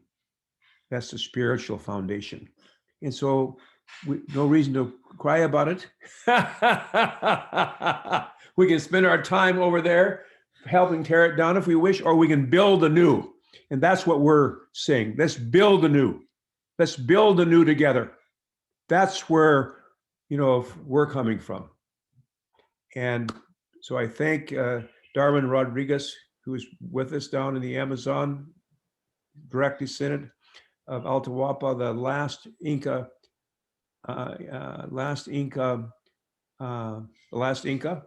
It's amazing to see all these connections happening. Scott, that you're putting together here, Janice, Jay, all the relatives here, Sister Flordemayo, good things she's doing. All of us here are doing this in a good way. So I'll leave it like that. I love you all. Give you a big hug. And like my dad always used to say, he said, son, if you can't be happy today, what day are you waiting for? And I'll tell you what, I'm not waiting any longer here. Today is a good day to be happy. And I love you all. We love your passion. And I want to show a couple of websites. First off, he talked about World Unity Week. And Saturday Night Live is going to be very involved. We're having meetings every week with the founders. And this is going to be a very powerful week, June 20th to the 27th. And you can learn all about it by going to unityweek.org. unity.earth. Go to unity.earth, register, learn all about it. Brother Chief Phil is going to be a big part of that. There's a lot of events planned, and it really is so many of us are collaborating. It's very, very exciting to see the collaboration taking place. So definitely that's something you're going to be hearing us talk a lot about. And I also want to remind people where you can learn more about Phil, and that's his website, which I had here a moment ago. Also, go back and take a look at what we did with Phil earlier in the show. We will be posting the full show. Go back and see his full presentation. Very, very powerful, what he had to share about how all the nations are coming together. This is Phil's website. He is the founder of the Four Worlds International Institute. And so the acronym is FWII. So his website is fwii.earth. fwii.earth. And Phil, we're not going to let you go yet because Uncle Lewis is a friend of yours. He was going to be with us live and something came up. He's not able to join us, but we have 2 videos we're going to play. Him playing Didgeridoo and really kind of taking us into the energy field of the Didge. And then he has some words to speak. But our dear beloved brother here, Chief Phil, knows Uncle Lewis. You've spent time with him. So would you be willing to just tell us a little bit about who we're about to meet? Yes. Well, our dear brother is right from the heart of our Indigenous relatives of Australia, Taplum. And, you know, I really love what they understand as the oldest culture in the world, 50,000 years old, over 50,000 years old. And that is, they see themselves not as Indigenous people, but as star people. They really understand that that's where we came from. And of course, as we know, the iron in every bit of every cell of our body was actually formed in supernovas in this extreme hot heat. Extreme. I mean, but that is really what we know is the foundation of what's in every cell of our body. And of course, they understand that, and they see themselves as star relatives. And so, you know, Uncle Lewis would really want to be here, and thank you, Sister Janice, for always making sure that we support and we are aware of all that's unfolding, because really, Uncle Lewis, he just got a cell phone for the first time here in December when we started having a chance to visit. So these relatives are rising, and I'm so happy that you're including. Well, this is natural. You would do this, including. I mean, it's not something. How do I say it? You're very aware. So anyway, so here we go, Uncle Lewis. Right. Oh, he's not right here. We enjoy dancing a little bit together too. So please. Ngabo kaya na jagan ko. Ngaya nga yiriki nga. It's a didgeridoo. I'm going to sing you a song. The vibration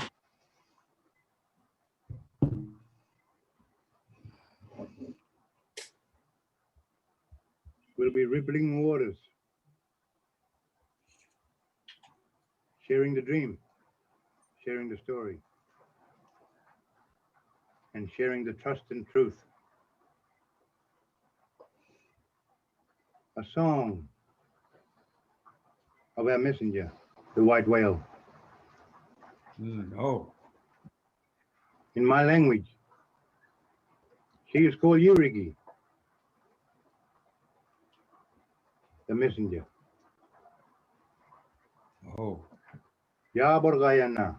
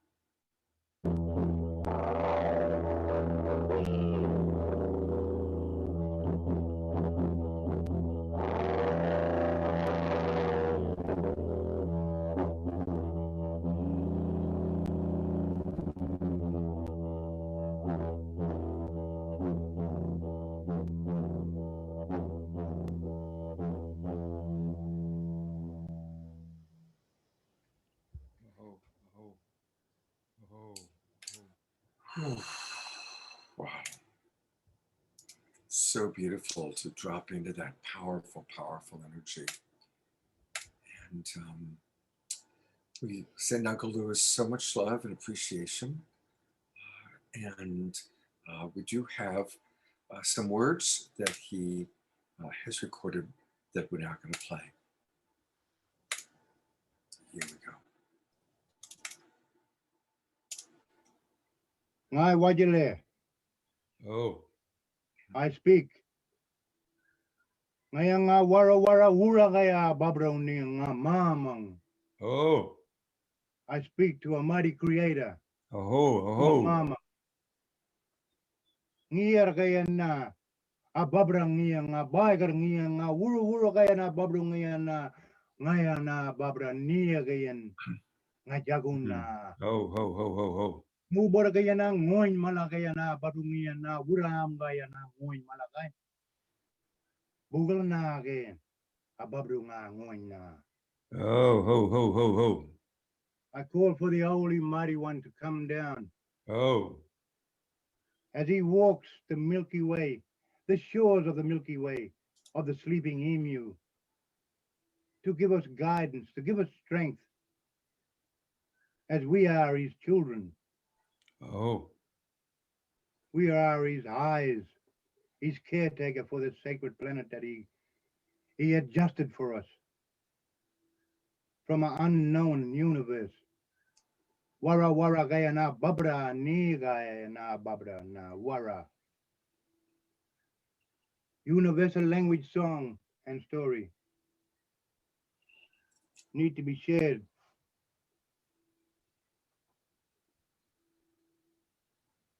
To protect our mystical waterways, to heal the people. mm. The mystical waterways are our gardeners, the best gardeners in the world. They give us abundance of food, Oh, abundance of knowledge, and abundance of gifts to share oh, to our neighboring tribes oh, and to share to the holy ones that give us the gift of a shared vision in our vision oh, quest as we sleep. oh, So he gave us 3 laws, 3 sacred laws. The original law that was given to us from birth, a sacred unification that gives us communication with the oneness of law as we speak in holy words from the oneness that give us the original law again, and then we shall unite, and oh, then we should share the knowledge to our future generation of our grandchildren. oh, Woman law is very sacred. Men law is very sacred. Woman law, very good understanding and share the knowledge of the original law that was given by the oneness, that is given to man. Man gives on life and share the abundance of the understanding with truth and trust to the future for our children and our grandchildren. Oh, So our law belongs to who we are, our songline, our bloodline that creates our family kinship line that comes back to the oneness of celebration of all understanding between woman law and between men law. Very sacred law oh, for our people to understand for the future of oh, our babies. oh, And it's very sacred for us to maintain the sacred riverways that runs to the sacred ocean that will give us life once again. oh, A sacred geometry oh, of our dreaming that can never ever be confused and never get interrupted ever again for the future for our babies. oh, The holy waters started from a single raindrop, created mystical waterways for the love and unite of unity that creates a gift of mystical waterways, the heart of our country will always be drawn in the sand that gives us life. oh, Eyes in the sky is sacred. Our love for the land is back to the original law of oneness. Ngayon na kayan yabra. Bula bela ka. Bela bela bula ka. 1, 2, 3 law we live by. The original law. Wana be nga origin na. No stealing. Wana be nga jangwang be nga wala wajale kaya na jongwan na nga. No more telling lies. Wana be nga balani kaya na nga. No more killing. So we live by them laws, 3 law, to give us truth that shines from the soul, to let our soul shine like gold. And then we got truth and trust among the loved ones, our neighboring tribes, and our family kinship is always going to be our symbol of life. Trust is tribal righteousness under true honor, is original law. The trust that we give from the original law is tribal righteousness under sovereign tribes. So sacred.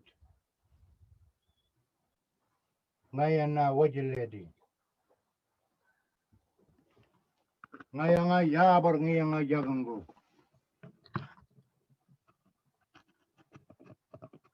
My story belongs into the earth.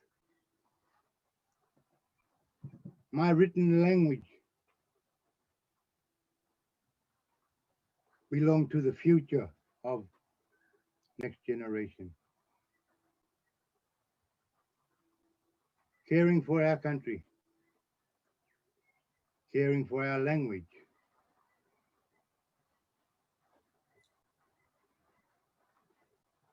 and caring for our great-great-grandchildren and many more to come. oh,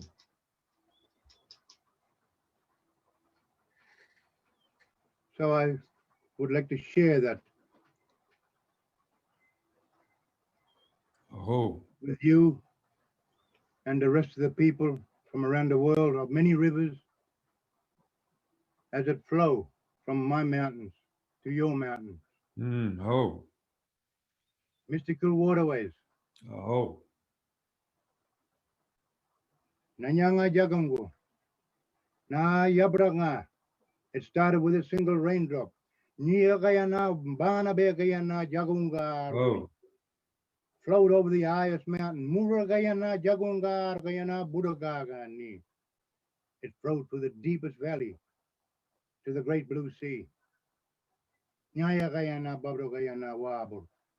Nu kaya na kaya jagan nuna. Yorobon nga jagunga. When a wave comes crashing down, it's just a memory. Then it rolls up onto the shore of the spirit land, then washes away. Oh, Nya igo na kaya buruga nga ya borga wajile na. Nya nga yurubong nga jagunga nga buga ban. When the tides are turning, they are walking and talking. And then it rolls up into the shore of the spirit land and then washes away. When thunder and lightning rolls on by, Mugana Gayana, Babru Gayana, Yoarga, Nia Gayana, Wajale Gayana, Muguni Wajalga, Na Burga, Nala Bumbingiaga, Acha Par Gayana, Yoang, Nia Guyana Jagunda. When lightning and thunder rolls on by, there is singing and dancing. When the thunder rumbles, he's a singing and talking to you. When the lightning flashes, she's a dancing to you. And then it rolls on by, back to the mountainside. Nga wajale nga yawar nga jagandu. Nga bugul ma nga jagan. The goodness of our country. Nga na balon nuga. We're mystical waterways.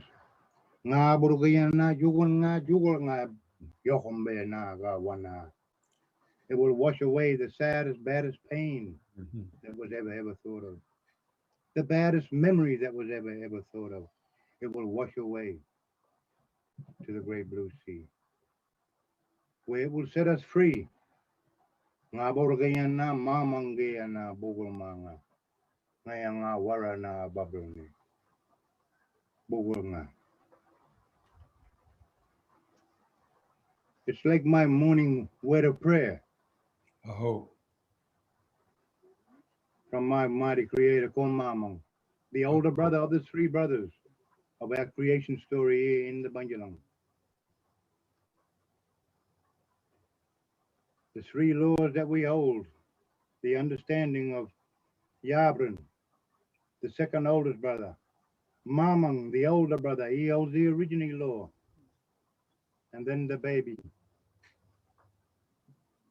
brother, Biran. Biran is what we call the Star of David, our morning star, the baby brother. So we live by these three laws. Yabran, Mamang, and Biran. Big brother is always the original law, always eyes in the sky upon our people. From the four corners to the seven wonders, our language is written, universal, and is spoken and given from the original lawman, from the eyes above, to give us the oneness of the understanding of love of our law. L-O-R-E, love one another, respect each other. Bugul Bear, Mingud, thank you for sharing. And thank you for sharing your stories.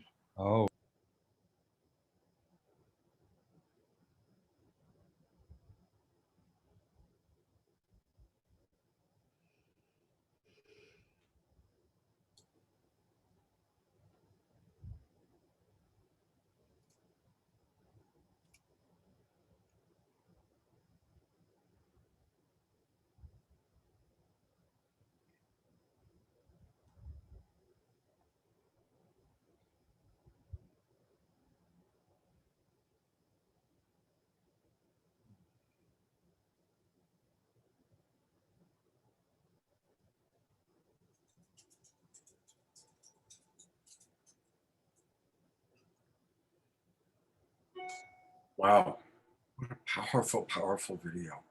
It was really something. I want to acknowledge Janice Hall. You know, we are the Global Peace Tribe, and more of you are coming forward and saying, hey, do you know about this elder or this wisdom keeper, or this musician? And so Janice Hall is a longtime friend of Saturday Night Live. I'm putting the spotlight on you there, Janice. And she has really helped put the show together as well. and especially with Uncle Lewis. So Janice, welcome, and tell us a little bit about Uncle Lewis and a little bit about the Circle of Hope. Well, I've been working with Uncle Lewis for a year now, and I met Auntie Anne Poelina through Uncle Lewis.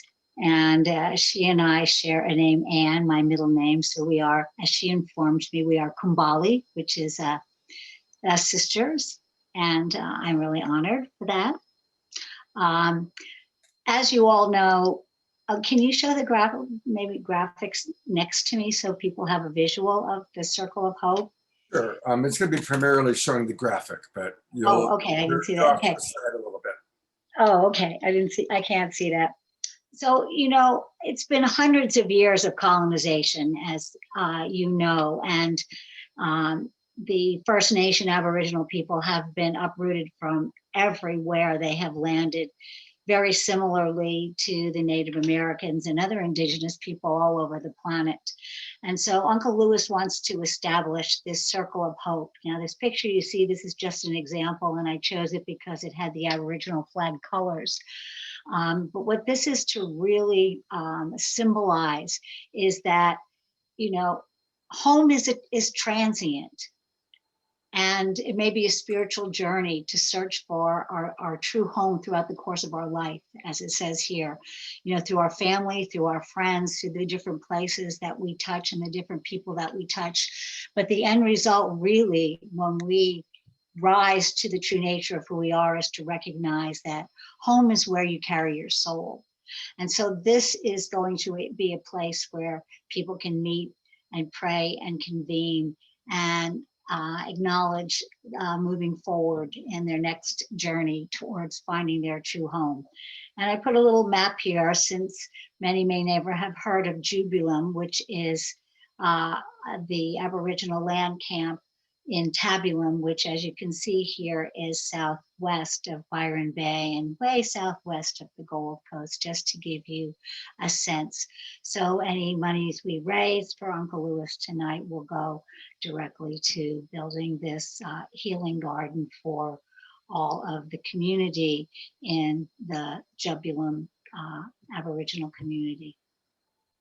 And Thank you so much, Janice. Really, really appreciate all your help and being a big, wonderful part of Global Peace Tribe. Thank you. yeah, thank you. And speaking of Global Peace Tribe and thanks, I want to take a moment. Oh, one other thing, very quickly. Uncle Lewis isn't here. He tried very hard to be here. He was bitten by a snake. And so he almost was here, but he was feeling too ill. And I thought it really potent that Sergio earlier took us on a journey through the serpent, and Auntie Anne will also address the journey of the serpent. So there's serpent energy that's flowing directly through the course of this evening. And I think it's important to listen to that and see through deep listening what it tells us. That's all. Yeah, thank you for that. And let's just all take a moment with our power as the Global Peace Tribe. Let's just take a moment of silence and send healing energy to that beautiful, beautiful man. I'll pull his photo back up again, to Uncle Lewis.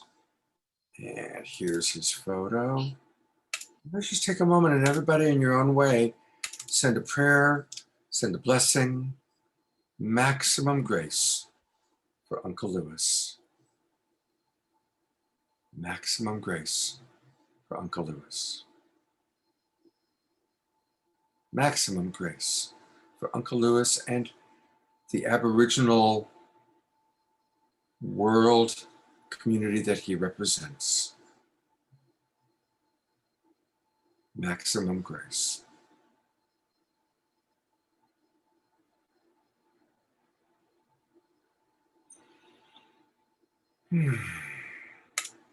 Thank you, everybody, and thank you again, Janice Hall.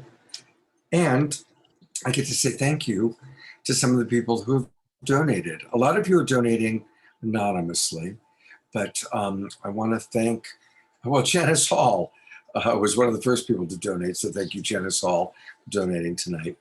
Thank you, Christy Michaels, our dear friend, Bobby, Jeffrey Colebrook, Laura Chasmer, Lisa Dollar, Bobby Lopez, Christy Michaels, again, Heather Hall, thank you, Heather, Rubina Kirkness, Val Bigelow, a lot of anonymous people, Sheila Laffey. Sheila, you're always so generous. Thank you very much. Deborah Griffin, more anonymous people, Margie Biller, Julian Lazana, and more anonymouses. So thank you, everybody. Please continue to bring those donations in. And again, we'll put back up the link of how you can donate. You can also mail checks. We're putting that in there. You can mail checks to the Path at 3103 North Maywood Avenue, Boise, Idaho, 83704. I'm going to say it one more time for anybody who's listening, but not able to read our, because if you're not in the Zoom room, it's hard to get the links. So if you want to mail a check, send it to the Path, make it out to the Path, and mark it or address it to 3103 North Maywood Avenue, Boise, Idaho, 83704. And put on the check SNA, Saturday Night Alive, so we know that it's going to be dispersed to our wonderful elders here. I am really looking forward to playing this next video. And while I play it, it's all about appreciation, abundance, the miracles of our life, of being part of this great global peace tribe. It's one of my favorite videos that Jay has put together. And maybe while you're watching this might inspire you, if you haven't donated yet, to donate. So here we go. And let's just drop into the beautiful consciousness of this video.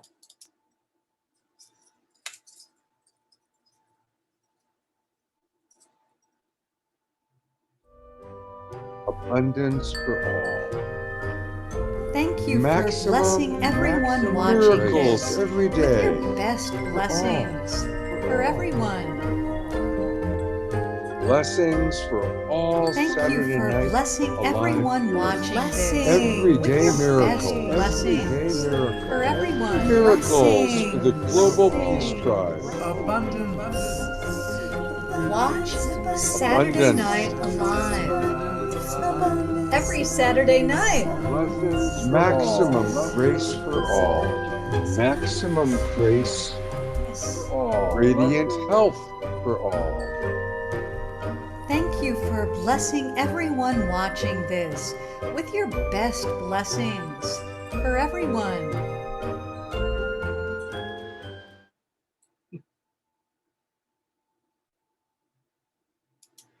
That's fun. Good job, Jay. Thank you so much. Well, it's time for the Global Peace Tribe announcements, which is, again, more and more. We have like certain regular parts of our show. And again, here's another Jay video to get us started with that.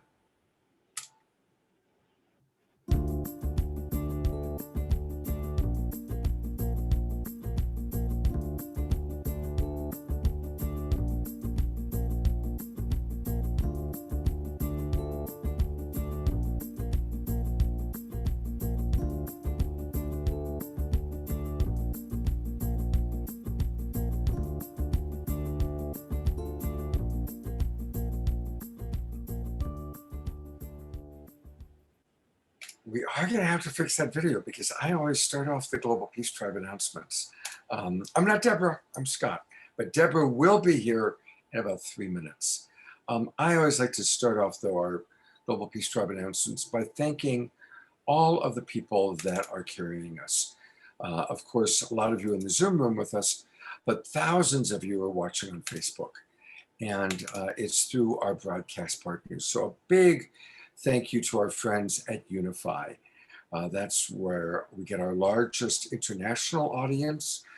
I notice we have a lot of people from Canada with us today, and a lot of people who watch the replay. So those of you watching the replay or watching via Unify, welcome, and we really appreciate our friends at Unify. Also want to thank John and Summer Raymer and the Sign Network They make sure that we get out to about 100 to 150 Facebook pages and groups. So a lot of you are watching us that way. Alan Steinfeld, our good buddy, we're going to be doing a special event with Alan, which you're going to hear about in just a minute. He always carries us on his YouTube channel. And of course, Jay and Jan and our friends at Light Touch that sponsors so many of our shows. We also want to thank our friends at New Earth One, my company, Love Coach Academy, Earth Dance Global, Humanities Team, Portal to Ascension, Disclosure Fest, Global Days of Unity, Earthwalk United, and our newest broadcast partner, the Enlightened World Network. Many of you watched my Sacred Sunday show last week, where I had Ruth Anderson, who created and runs Enlightened World Network on, and she's great, and she's doing really, really wonderful work. So thank you. And again, thank you to those of you who donate when you register, and thank you to those of you who are donating today to our Indigenous elders in the path. And for those of you watching on Unify or Facebook or YouTube, there's still plenty of time. Come on into our Zoom room. All you got to do is go to globalpeacetribe.com. That's globalpeacetribe.com. And you can register. It only takes a minute. And it's really, really a good thing. Coming into our Zoom room, it's easier for you to chat with us, chat with the speakers, get the announcements. Plus, once we have your email address, we can send you the replays of the show, not just this show, but the 58 shows we've already done, and all the announcements about our special projects. There's a lot going on, so you want to be part of our Global Peace Tribe. And again, want to thank Jay and Jan. They've done such a great job with this show. I'm going to put them on one more time. And as I put the spotlight on Jan, and as I put the spotlight on Jay, I want to just ask all of us maximum grace and appreciation to Jan. She did a lot for this week's show. And maximum grace to my friend Jay, who's just in the other room down the hall. He's visiting. And tomorrow is Jay's 70th birthday. So we're going to have a really big celebration. My Sacred Sunday show at 10 o'clock in the morning is going to be dedicated to Jay. And you know what? Usually we do this in Global Peace Tribe Recommends, but I'm jumping the gun. I am going to just pull up briefly, and we'll mention it again during Global Peace Tribe Recommends. But there it is. It's the man's 70th birthday tomorrow. So join us for a very special online party. We've got music and some magic and all sorts of surprises. So that's 10 o'clock in the morning Pacific time. And if you can't join us right now, send a blessing, send a prayer for Jay and his next 70 years. Those first 70 years were pretty good, but we're really excited about the next 70 years. Thank you so much, Jay and Jan. We love you guys a lot. And it's now my pleasure to turn it over to my partner, my co-host, the one and only Deborah Giusti. Thank you, Scott. What a great show with so much heart, so much wisdom. I also want to give a lot of gratitude to the presenters that are coming from all over the world, and especially to Jan, who coordinated all this. It's a lot to do, but it's going so beautifully. I'm so honored. And I have a special request for all of you. I'd love for you to share about Saturday Night Alive. As you know, word of mouth is golden. So please tell your friends, send out the emails that we send to you, send out the replay. We have a promo video that's really incredible. I'm going to put that link in the chat room. Send that to people with our link to sign up, globalpeacetribe.com, and that will help us spread this light and love continually around the world that's been so wonderful for so many people. And what you can also do is surprise someone you love with a gift subscription.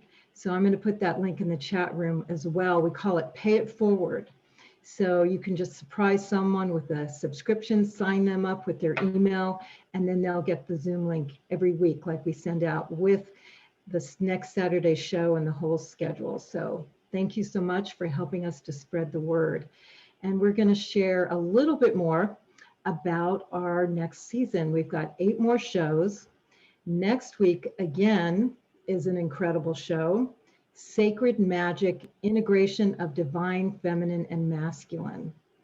And what we're talking about is the masculine and the feminine really coming together now and working at a high sacred level, whether it's romantic, whether it's collaboration, whether it's brother and sister. This is the time for us to come together. And whether it's within ourselves, our own masculine and feminine within us. And we've got incredible presenters again for next week. Scott, do you want to show that video that we'll share with them about next week? Absolutely. I got it right here. There we go. And thank you to Lindsay and Jay and Jan for putting this together.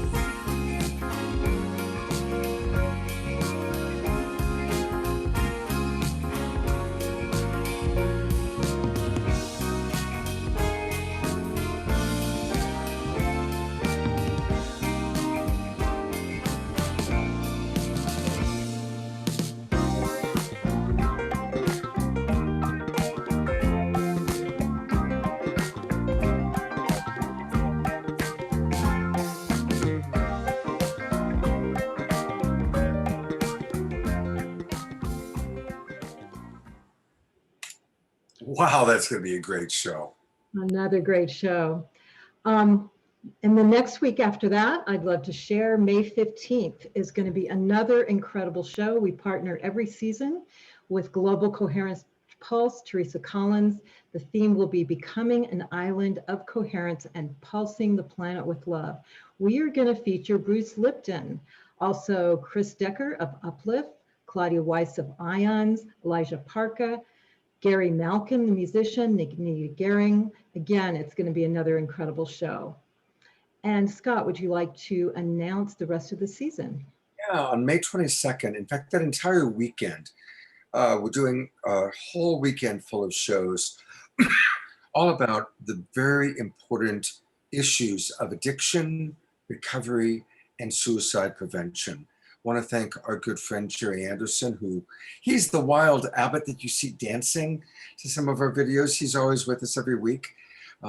Jerry's helping to sponsor that show. And we've got some amazing people, including Russell Brand and Gabor Mate. So definitely join us. On May 29th, our good friend Mark Sims, who you're about to see, is doing a show, Making Contact with Our Galactic Family. We're going to have a lot to present that night. And he's bringing on some of his friends like Whitley Strieber, Ellen Steinfeld, and many people who may not be famous, but they've had incredible experiences of making contact.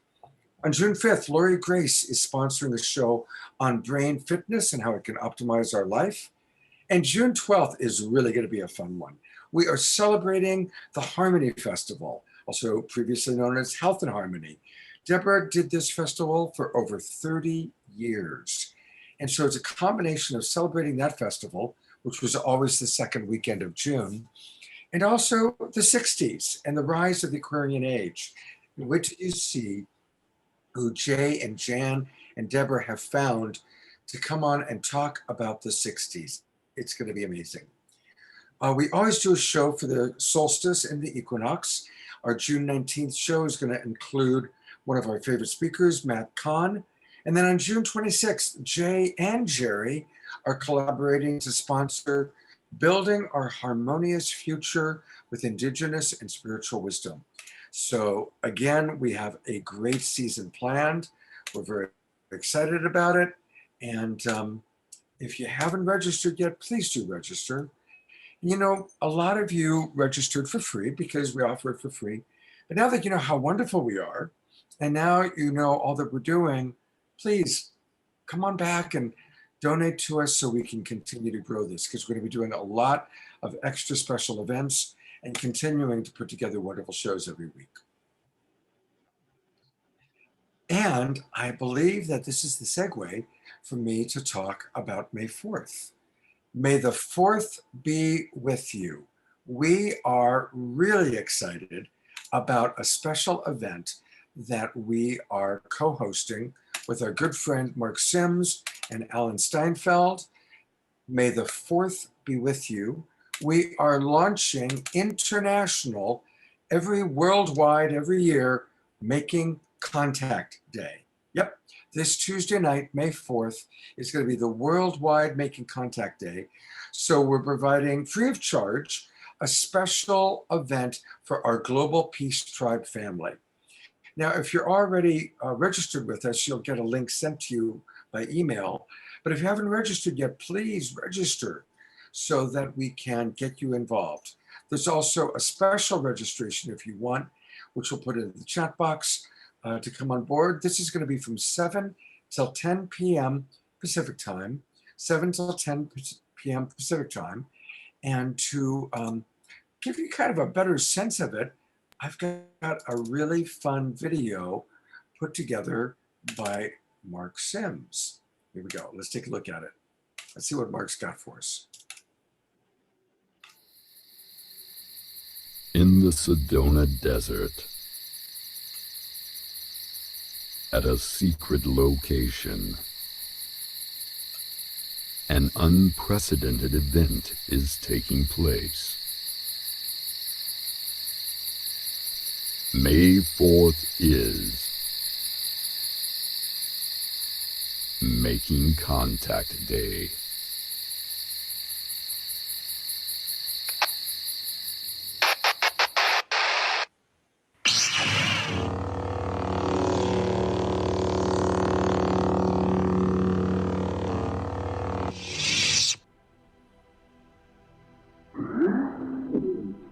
With your hosts, Scott Katamas and Deborah Giusti. Along with author Alan Steinfeld, who is celebrating May 4th with the release of his new book, Making Contact, The New Realities of Extraterrestrial Existence. And the executive producer of Making Contact Day, Mark Sims. Join us as we make history live on Zoom. May the 4th be with you.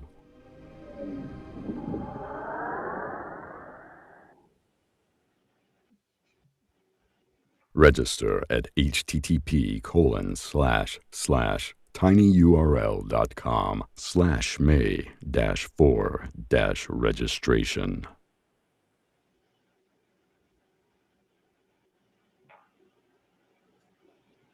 And we have made contact with Mark Sims. Hey, brother Mark. Hi, everyone. Thank you, Scott and Deborah, for inviting me to be on the show tonight to make this announcement. I'm quite excited about it. Alan Steinfeld is announcing his new book tomorrow, and it officially launches and becomes available and shipping on May 4th, which is Contact Day. You know, this is a very serious subject, actually. I personally have had a life-altering experience in which I had a face-to-face contact with an extraterrestrial back in 2012, and it changed my life. And as a result, I am working to try to make the world a better place. We have a lot of challenges in our world today. And of course, I love this program that you're doing, Indigenous Wisdom. And, you know, many of the people here are well aware that much of the Indigenous wisdom about origins of cultures around the world involves coming from the stars. And so, you know, this is a apropos time to make this announcement, and I hope everyone can join us. It's a 3-day event. It'll start But the main event is Contact Day, which is May 4th. Fantastic. And again, just so everybody knows, this is happening in the Sedona Desert. And so we're going to have Mark, who's in Sedona right now, and Deborah is in Sedona. And I'm a little envious, I must say. But and Sedona is such a magical place. So there's still time for any of you who live close, head out to Sedona. And what are some of the things that are going to be happening, Mark, before Tuesday night? Well, starting tomorrow from 2 to 6, Alan is having his launch event at the Unity of Sedona Church. And that after that, at 7, I will be going out into the desert to start my meditation practice, to call in the ships. And we actually will be doing this over a 3-day period. For those of you that probably aren't aware that what makes this an unprecedented event is that we are doing a live Zoom event. We have 3 cameras connected to night vision scopes. These are high-end military-grade Gen 3 scopes. And so if we see something, you're going to see it. This has never been done before, and we have 3 simultaneous cameras from 3 different angles. So if we capture something, you're going to get 3 different angles of this. And I've hired professional videographers to man each of these cameras, and I'll be inviting people who have videos to share, stories to share, and we will be also including people from around the world that do CE5 events. And these are events in which they meditate for the purpose of initiating human contact with our ET friends and star family. So this is going to be a really special event. Travis Walton is here. He'll be here for that for tomorrow, as well as JJ and Desiree Hertok, the authors of the Book of Enoch. So it's a really special event. Beautiful. Well, thank you, Mark, for putting it all together and all that you invest. That video is fantastic. I love it. Yeah, I thought you would enjoy that. And you know, for anybody who doesn't really know, when Mark leads his meditation process, magic happens. Now, if we're lucky, that magic might include having direct contact. It may be the walkie-talkies that he's created or that he's learned how to communicate with goes off. At the very least, people talk about having a deep inner experience. Mark, look at this man. I mean, he clearly is, if there's an earth angel in human form, it's Mark Sims. Look at this beautiful soul. And his vibration, it's true, Mark. And your vibration, when we tap into your vibration, what you've experienced, your dedication, our entire energy field rises. So for the lucky ones in Sedona, my gosh, be there. And for the rest of us, we're going to be tuning in live on Zoom, and we're going to have a really wonderful evening. So thank you so much, Mark. Thank you. Thank you. And it's wonderful. The program tonight is wonderful. I wish I could stay. I have to go. But I just think you guys are doing such important work, bringing this knowledge and wisdom to the world. And I salute you. Thank you. Thank you very much, Mark. Thank you. And there's still more. So just to give you a little taste of what is still to come, here we go.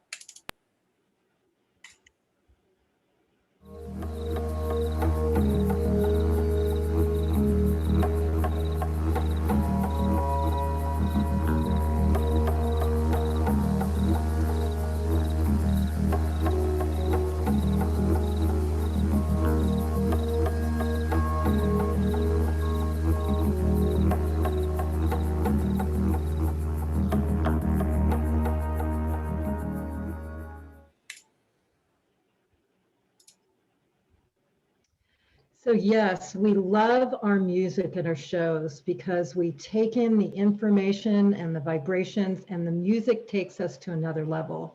And that's why we keep inviting Sister Stone back. Her music is incredibly earth-based. Her heart and her mission is for the earth, and it comes through her music. And so Sister Stone, thank you for coming back and doing another song for us and taking us into that incredible heart prayer vibration. Welcome.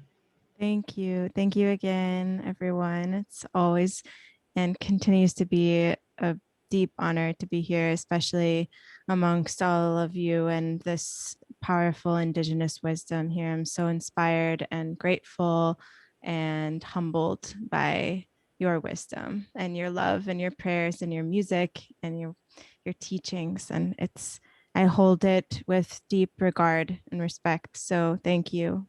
So I have this song to share, and the song is called Relations, and it's the title track off of my last EP called Reciprocal Relations.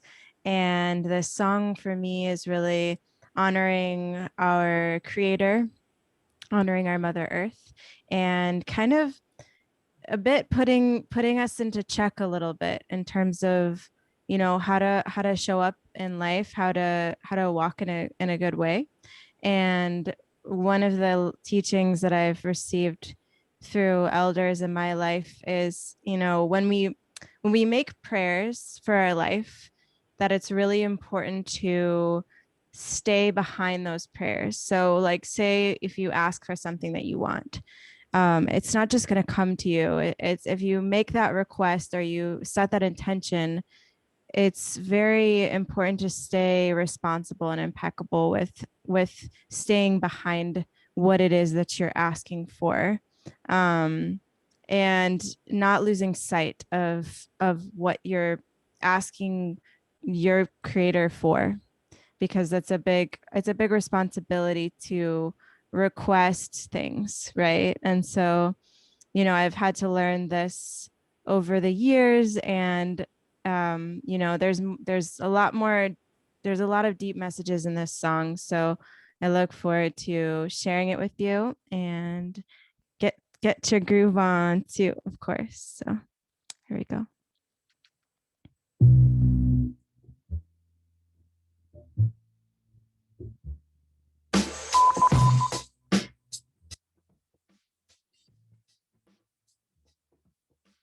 I get right behind that.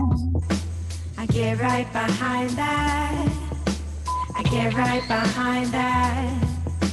I get right behind that. Follow it, see where it goes. Stay true, stay on the road. Make your offering, reciprocal feeling. Let it sing, let your heart ring. Be in bright relation, good vibration. Life is sweet, all that water brings. So much to be thankful for. Focus on the prayer. Water, wind, fire, air. Holy Creator, Mother Earth. Father Sky, walk with you side by side. Holy Creator, Mother Earth. Father Sky, walk with you side by side. Holy Creator, Mother Earth. Father Sky, walk with you side by side. Holy Creator, Mother Earth. Father Sky, walk with you side by side. Yo, there's a higher power and they hear sincerity. Speak your prayers, cry your tears, specificity. This road of life is rugged, it will put you to the test. It will bring you out, love you down to your essence. Get down on your knees, close to Mama Earth. Think about your loved ones, put your family first. It's all about relations and how we tend to them. Reciprocal relations, human and non-human kin. Holy Creator, Mother Earth. Father Sky, walk with you side by side. Holy Creator, Mother Earth. Father Sky, walk with you side by side. Holy Creator, Mother Earth. Father Sky, walk with you side by side. Holy Creator, Mother Earth. Father Sky, walk with you side by side. Yo, always ask permission, only take what you need. It's time to flip the script of this capitalist greed. Pay her close attention, spread around the seeds. voices to the marginalized, empowerment to lead. Feed the holy with your tears, beautiful words and poetry. Listen and respect of all living beings. I came here to remind you, you are of the earth. The more we reconnect, the more we find our worth. Holy Creator, Mother Earth, Father Sky, walk with you side by side. Holy Creator, Mother Earth, Father Sky, walk with you side by side. Holy Creator, Mother Earth, Father Sky, walk with you side by side. Holy Creator, Mother Earth, Father Sky, walk with you side by side. Holy Creator, Mother Earth, Father Sky, walk with you side by side. Holy Creator, Mother Earth, Mother Earth, I walk with you. Ooh, all right.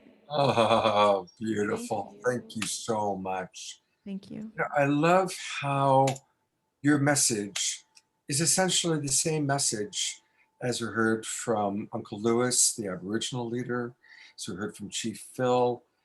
You know, there's just like this one overall message, and you deliver it so beautifully. Thank you so much. Thank you. And thank you for becoming such a big part of our Saturday Night Alive Global Peace Tribe family. We love you very much. Oh, we love you. I love you too. And you know, again, you guys go to sister-stone.com, sister-stone.com. And you've got some new music out. What's the best way for people to get you new music?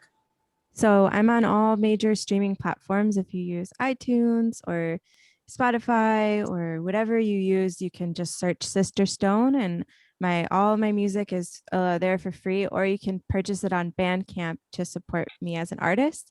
But it's all free and available, and I am releasing a new single in 2 weeks as well. So if you want to stay in contact and in touch with me, the best way is to follow me on Instagram if you use Instagram, or join my newsletter. Otherwise, yes.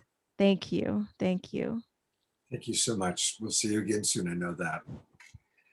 All right. I've got a really fun video to show you. 3 guesses who made it.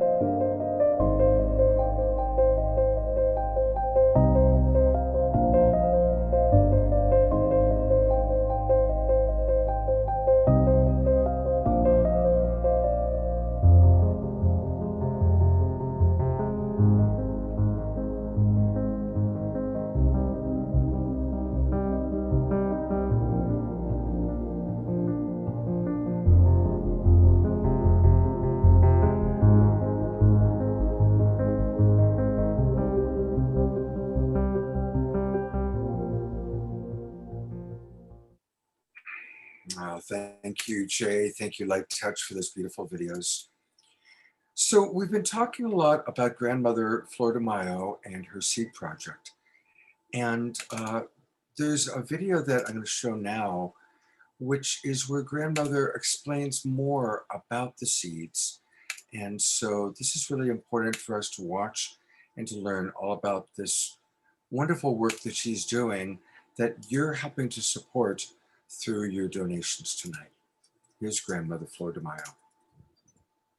Greetings to everybody. Grandma Flordemayo here in New Mexico. I'm sending love and light to everyone at this moment as you are attending the Saturday Night Alive. Greetings to everybody. I'm so happy to be speaking to you at this very, very moment. I'm sending greetings out into the 4 directions. Wanted to share with you what I've been doing here in New Mexico.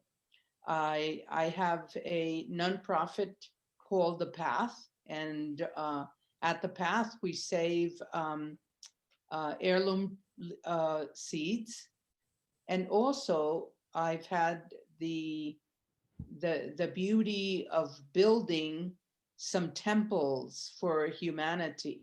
And so I have temples there that represent the four sacred elements of life. We've had many, many people come down and visit us, anywhere from as far as Alaska all the way down to the tip of South America. So we've had many, many visitors coming from all over the four directions. And a few years ago, I've had the great honor of meeting a group that came down.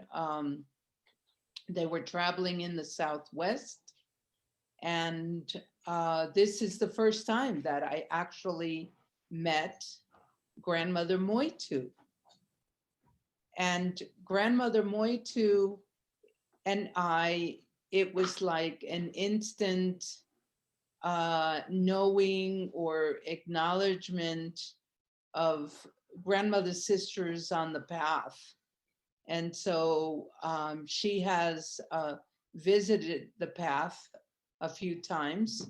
We did a gathering called a Gathering for Humanity. We meaning the path did.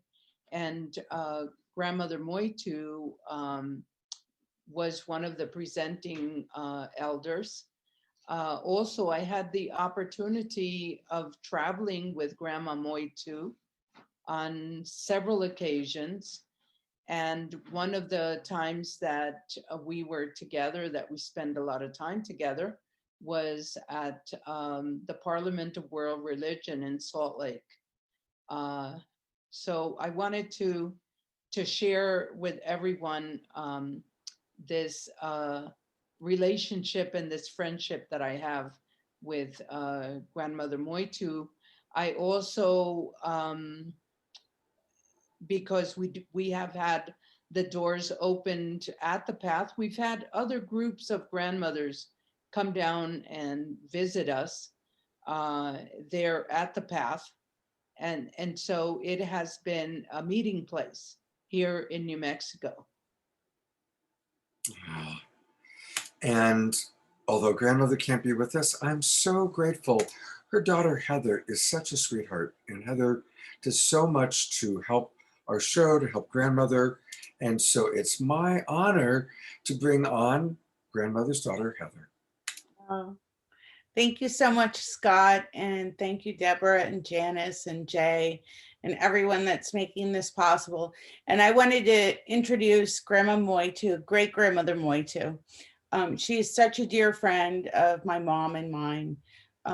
You know, they travel around with the grandmothers of the Sacred We, and her and another grandma, Grandma Ayla, came and stayed at the path. We went to Sedona. We did a whole tour. I drove them across the country, and we just have so much fun.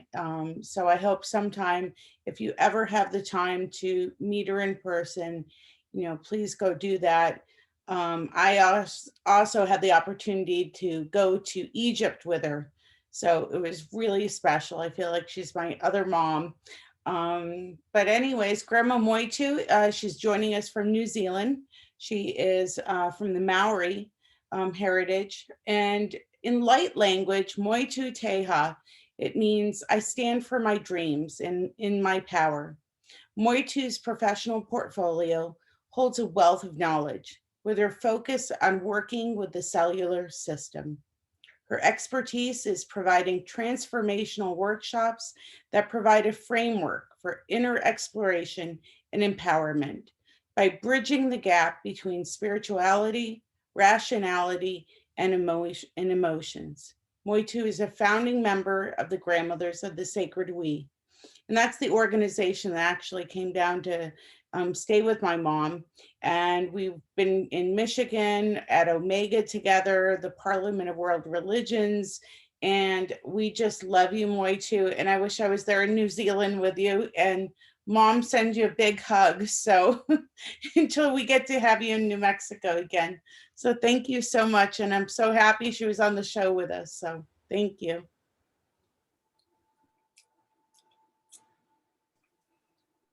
Oh.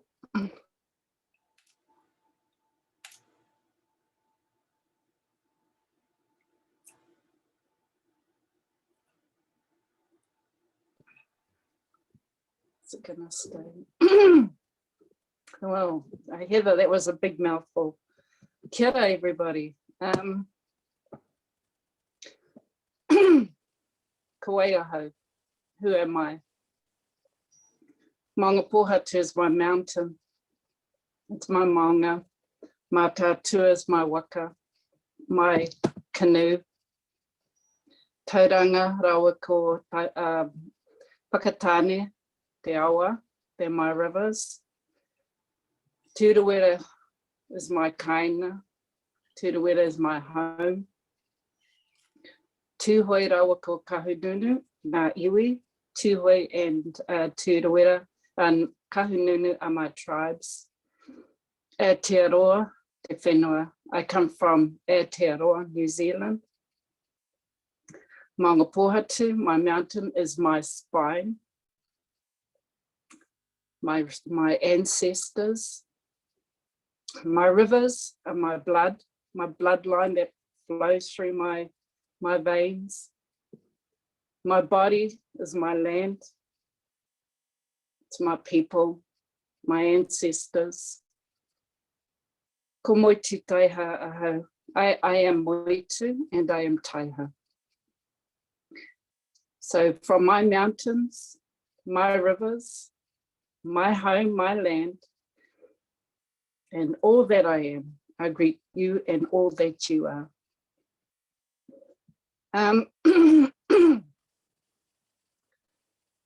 In my culture, we're very much brought up from babies to understand that we come from the land, that we are the land, and also that we are star seeds. We come from the stars.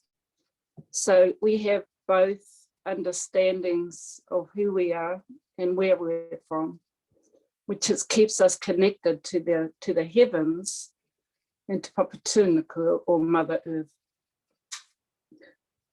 When I just like to share a little ritual that I do,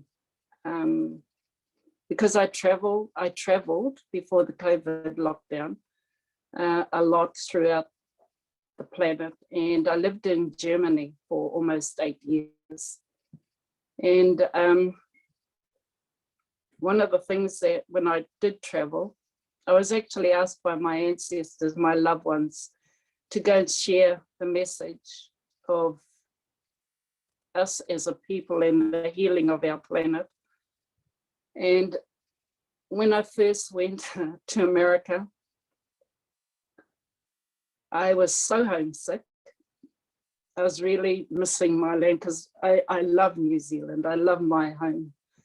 And my cousin actually said to me, you know, whereabouts are you? I said, I'm outside. She said, lie down on the ground.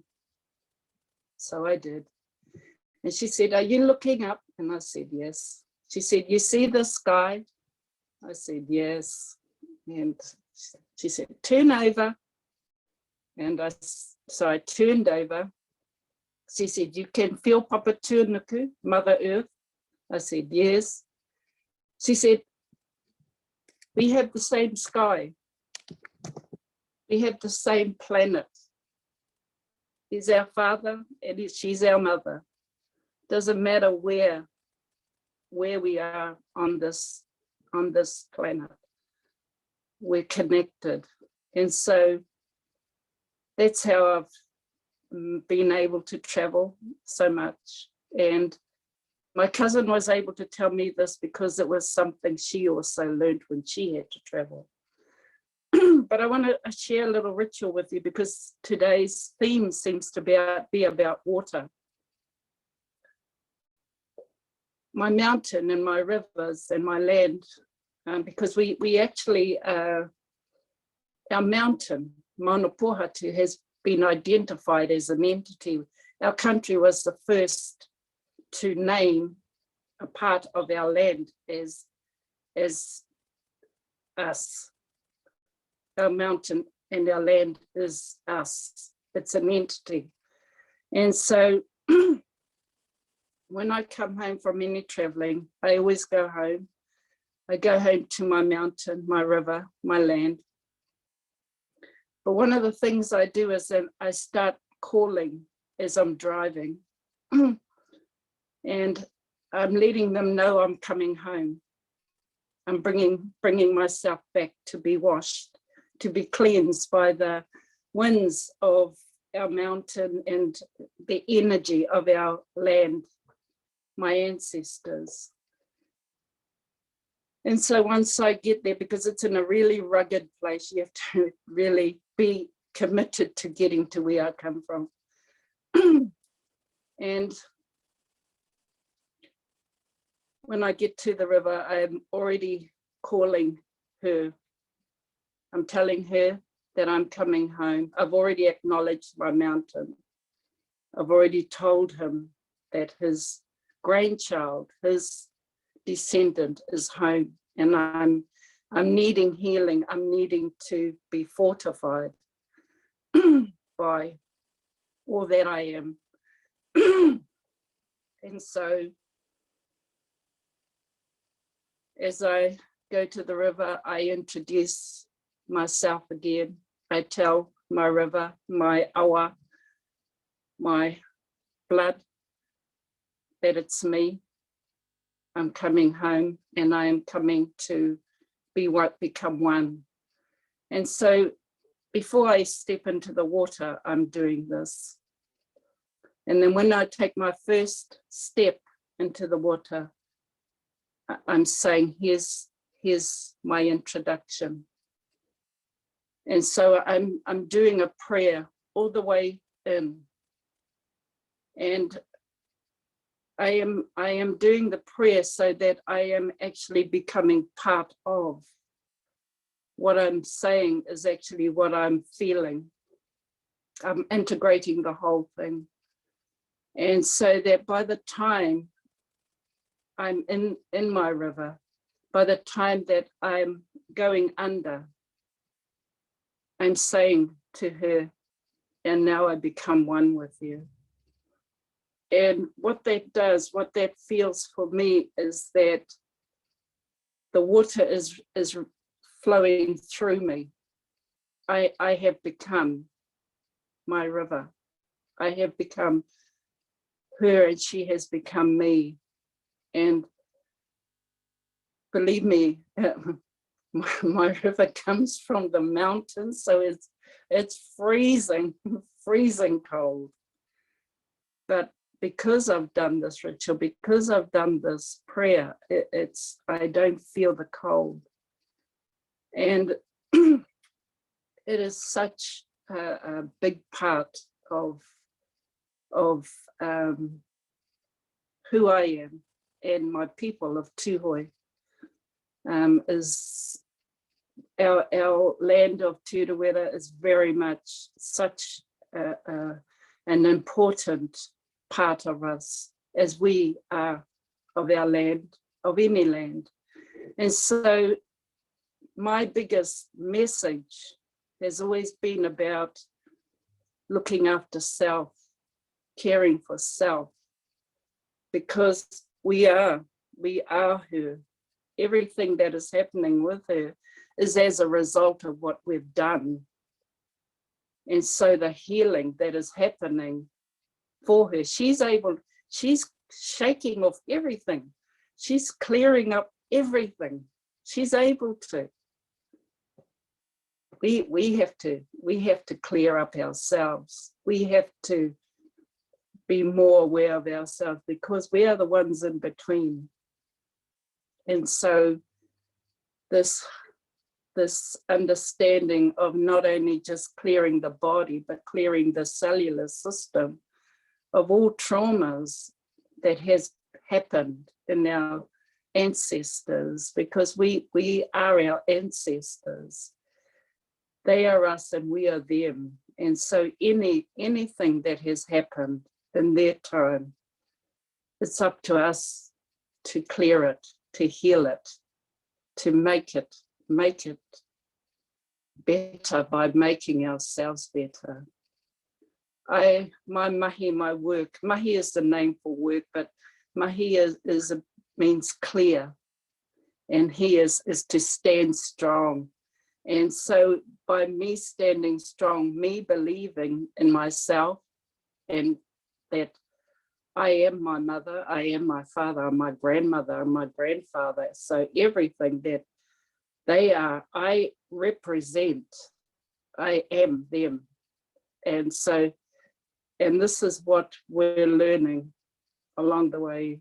I was brought up where I had to sit at I was brought up by my father and my uncles and my grandfathers, by men. And my job was actually to sit at the feet of the men and to observe, to hear what was being said.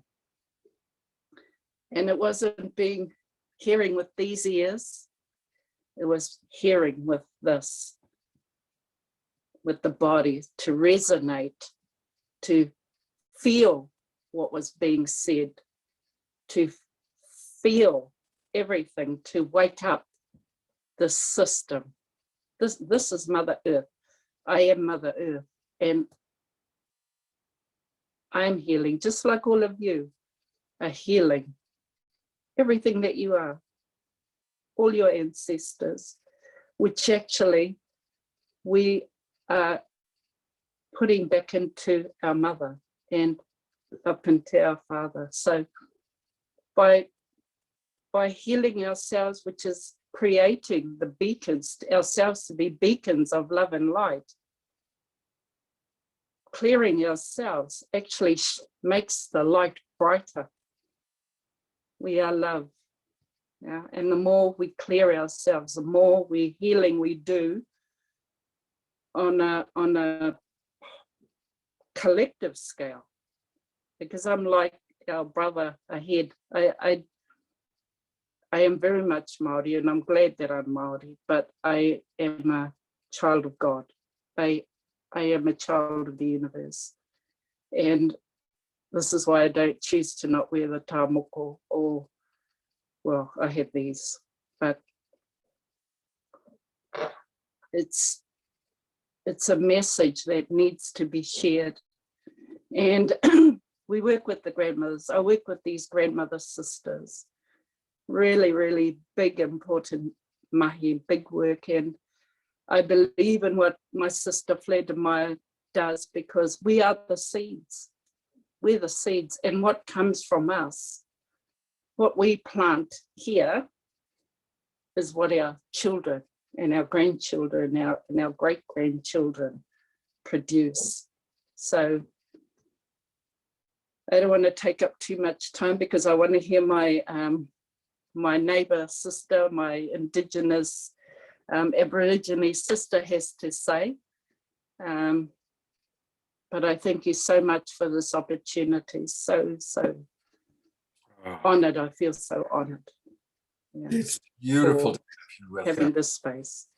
Absolutely beautiful to have you with us. And I do want to direct people to her website. It's her name. I'm going to spell it Moetutaiha. It's her name.com. Moe and Moetu. Moetu. Yeah. Moetu. Thank you. Moetu Taiha. Moetu Taiha. Moetu. Yeah. Beautiful. That's a very, and I apologize for not pronouncing it perfectly. No, it's okay. It's okay. Could I just say one more thing? Of course.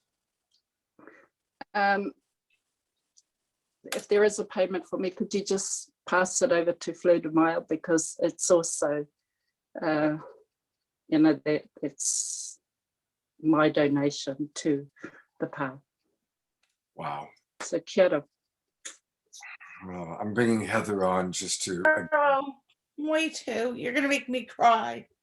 I love you. Mom loves you. I love you too. Yeah. So much. Yeah. I'll look over the island at you when I'm in Hawaii, Mom, and I will wave to you. It's the closest we'll be. Thank you. What a beautiful global family, and to meet again every week we meet new members of our great global family, bringing their wisdom and their medicine. Thank you so much, Moetu. Thank you, Heather. Pleasure. Really beautiful, really beautiful. It is my pleasure to bring back some music, and we'll bring back Pura again. And we already did kind of an introduction, but something I want to acknowledge is there's a kind of a prejudice, a stereotypical idea that Indigenous people are kind of isolated and not connected. And what's amazing, if you really take a look at Pura Fay's background, she has worked with so many different cultures. She's an artist and an activist, but so much more. And she's studied with the American Ballet Theater and Martha Graham Dance Troupe. She's sung with the Mercer Ellington Orchestra. She's appeared in numerous Broadway productions. She won a French Grammy Award for Best World Album. She's released 5 solo albums on a French label, and she tours Europe in festivals and concert halls, when there's no pandemics, of course. And it goes on and on and on. She's been on soundtracks, broadcasts. She's worked on everything. She even worked on the soundtrack for Mission Impossible. So, this idea that an Indigenous musical artist is just kind of limited, you just blow that up, Pura Fay. Thank you so much. And thank you for blessing us with being on our show and bringing your incredible artistry to us. We're really honored to have you with us. Thank you.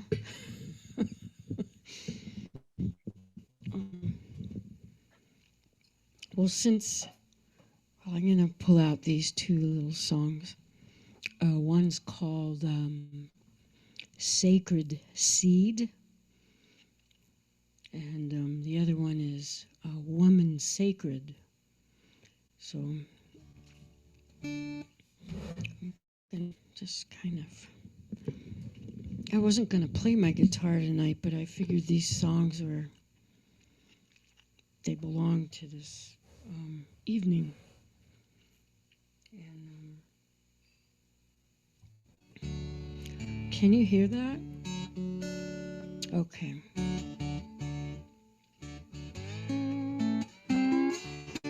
I'll start with Sacred Seed first. And Sacred Seed is, it's my rendition or my way of telling the Iroquois or Haudenosaunee creation story. And where we do come from the sky. And the story that they tell, a lot of people call it Sky Woman Falling. But this is the way I'm telling the story in a little song.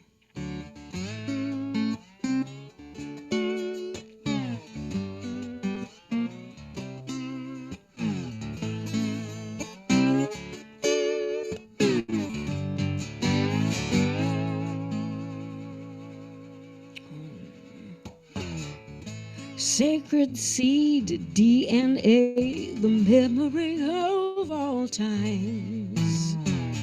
Mother's twin sons, recorded code, creates all the circles of life.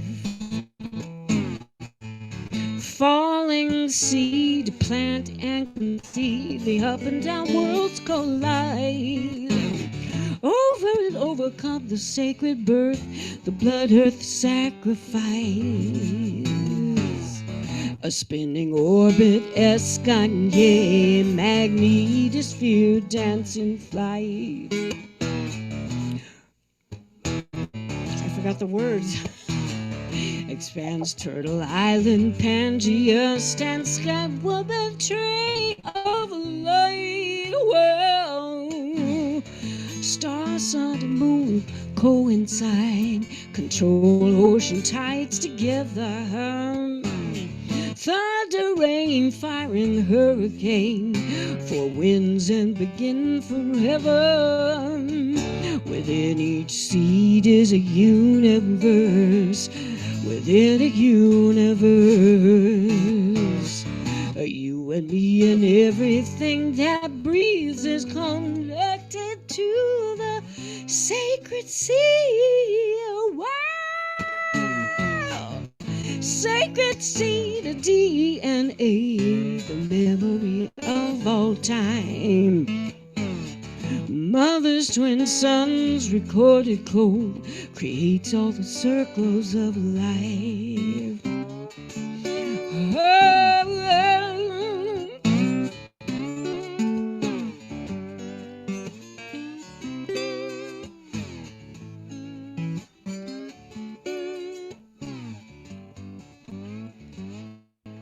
I'm going to do the next part of the song on a drum, if you don't mind. It'll work better.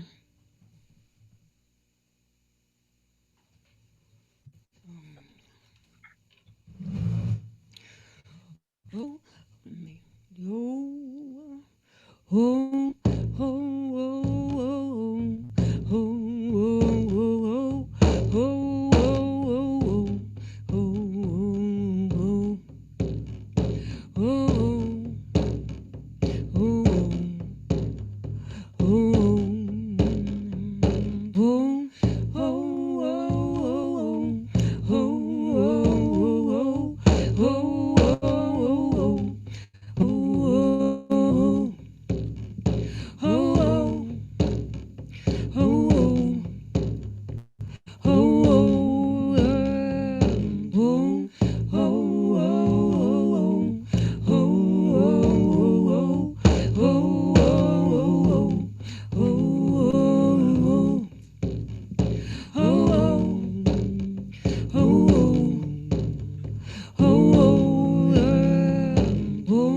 young woman, delicate baby girl. She's the grandma, she's the mother of us all.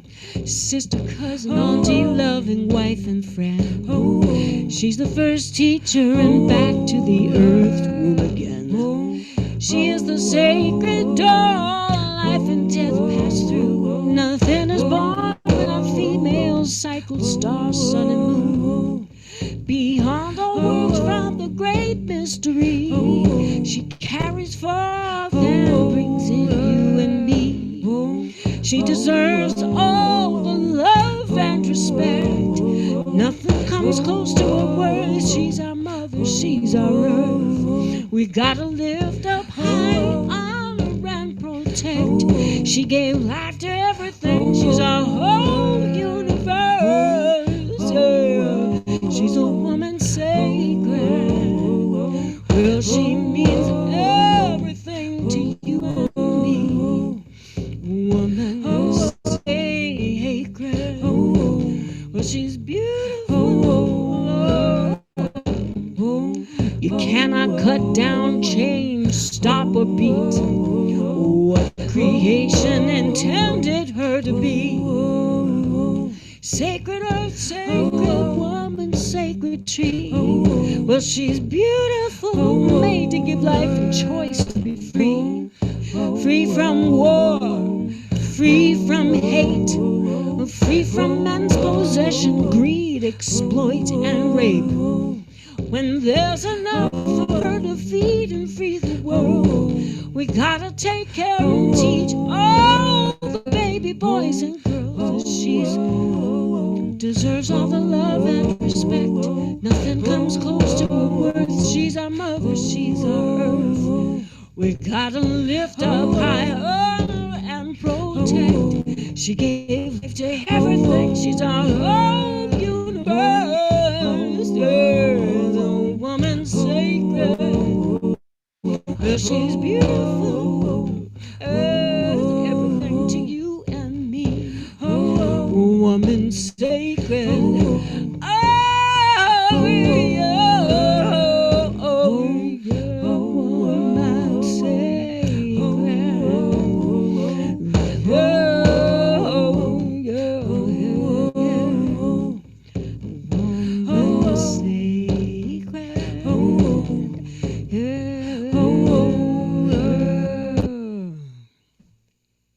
Okay. Okay. Oh, Thank you.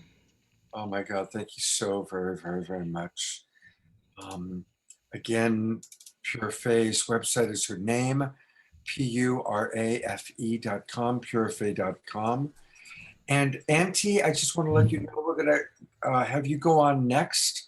We're going to show your video of the serpent, and then we're going to have you come on. So just want to let you know, Auntie, that we kind of shifted our agenda a little bit so you don't have to wait any longer. Great.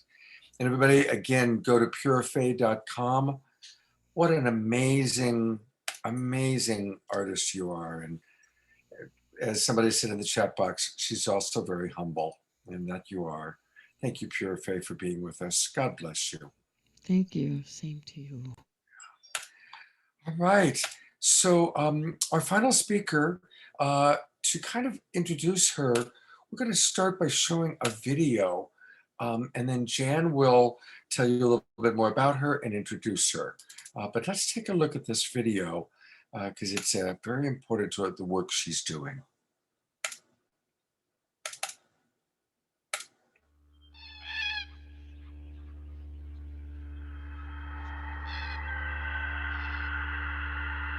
The ancient story of the serpent, the tree, and the spring goes back to the very beginning.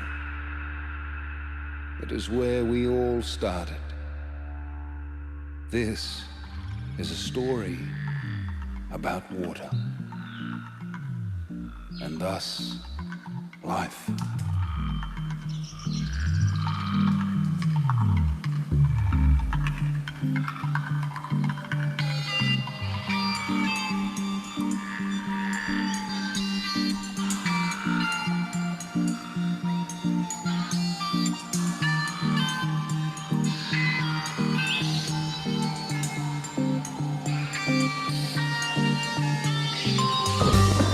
I'm known by many names across many lands. I am the singing rainbow serpent. I travel high up into the sky and down through the rain. I'm the 7 colors that radiate. I'm the river. I'm the sea. I'm adorned on the rocks and I'm laid on the ground. I'm respected by all save one, and yet my people still sing me, and I to them.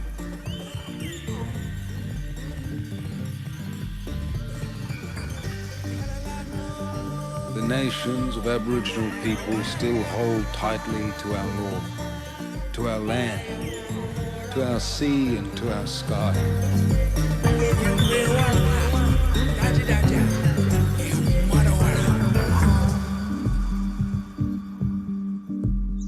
I sing this to you, singing the river law song, the Walangari, for people and for country.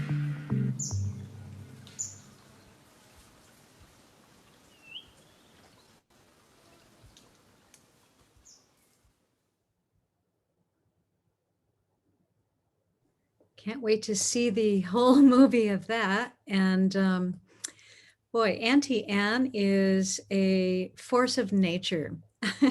She's a Nikina Warwa. So I wanted to say that and pronounce it correctly, but it means a traditional. She's an Indigenous Australian, and she's from the Marduwarra Laura Fitzroy River in Western Australia. And here is where her work takes place. She has 3 master's degrees and a PhD, and she serves currently as the chair of the Martuwarra Fitzroy River Council and is an active Indigenous community leader, human and earth rights advocate. And she currently is fighting to protect the Fitzroy River, which I believe is what we see behind her and what we saw in the trailer. It's considered a living ancestral being. and she's trying to help save that from fracking. And so she's also a co-author and a signatory to the Redstone Statement prepared at the at the First International Summit on Indigenous Environmental Philosophy. And she also served as the inaugural chair of the First Peoples Water Engagement Council. So we're so honored, Dr. Auntie and Poelina, to have you here with us today. And you fit right in here with our global family and as an amazing protector of your river. So take it away and share a little bit with us tonight. Ngajinu nila wala en Poelina ngayo imara wala manen ngai nganda jara nyigena nganga ngai nganga boro jugo. So yeah, hi. It's very, very interesting. I've actually just submitted a second PhD because the more I know, the more I don't know. And so my world is about a world of we, not me. And so my second PhD is about multi-species justice, that we as Indigenous people in this country and across the world have lived in harmony and peace with nature from the beginning of time. When we are born, we are given a sacred totem or an animal to teach us that animals can teach us how to be a good and decent human being. So from that work, what I say is I live in the Kimberley. When I introduced myself, I said, Ngayu imadawara manen, which means I am a woman who belongs to the Fitzroy River. So in terms of property rights, the river owns me. And I live by a law of obligation to not just protect the river's right to life, because it is a living entity, but the river's right to live and flow. I was very humbled to hear Sergio introduce the conversation with the river in the Amazon, because many of you may know that the Pope Francis has fallen in love with the Amazon and written a love letter to the Amazon. And my work that I'm doing with Laudato Si in the Vatican is exactly that. It is now looking at how do we look at what has been happening there to transform the work to Oceania. So my work is definitely about not just protecting my river, but the sacred rivers across the globe. So one of the things is I've been looking across the sea to the ocean to see what Maori people have been doing in New Zealand with the Wanganui or the Whanganui. And what we looked at was look at how do we push the boundaries of legal pluralism to recognize ancestral personhood, not personhood per se. Because when the lawyers came to us and they said, oh, there's this concept around legal pluralism and personhood, my elders said, our sacred ancestral being is not a human being. It is an ancestral being with its own entity that is guiding us through everything we do. So we come from a world of what we call first law of the land, not law of man. We come from a world of we, not me. We come from a world that has lived in harmony and peace with the Anthropocene. We have shaped the Anthropocene from the beginning of time. So in my world, we have concepts called Lian. Lian is your moral compass. It is what guides you through life. It teaches you about danger, where to go, who to talk to, where to wait in what we call the circle of time. Because as Indigenous people, we don't see time in a linear way. We see it in a circle. So we may start things in our lifetime that will not be finished in our lifetime. And so this is the work that I'm doing around not just protecting the sacred river that I come from, but the work that I'm doing is about protecting the sacredness of all rivers globally. One of the things I'm doing as an academic is that in all my work, the voice of the river is the first author. The river is the first author. It is the lead author. So a lot of my work has the voice of the river speaking, and I, as a guardian, are charged and changed in terms of my law of obligation, not just to rivers, not just to Indigenous people, but to human beings. So with all the qualifications, I say, when people say, how do we want to describe you? I say, as a human being, because as a human being, we have been given a gift of reason, of logic, of intent. But most importantly, in sharing today, we come with ancient indigenous wisdom. Our law came from the stars, but our governance is place-based. It is in the land. It is from nature that we learn values and ethics of care and love and attention, not just for each other as human beings, but for our non-human family. So very, very important to understand that what we are doing as Indigenous people globally is that we are gifting our wisdom to the world. Someone said to me, there is this group called Extinction Rebellion.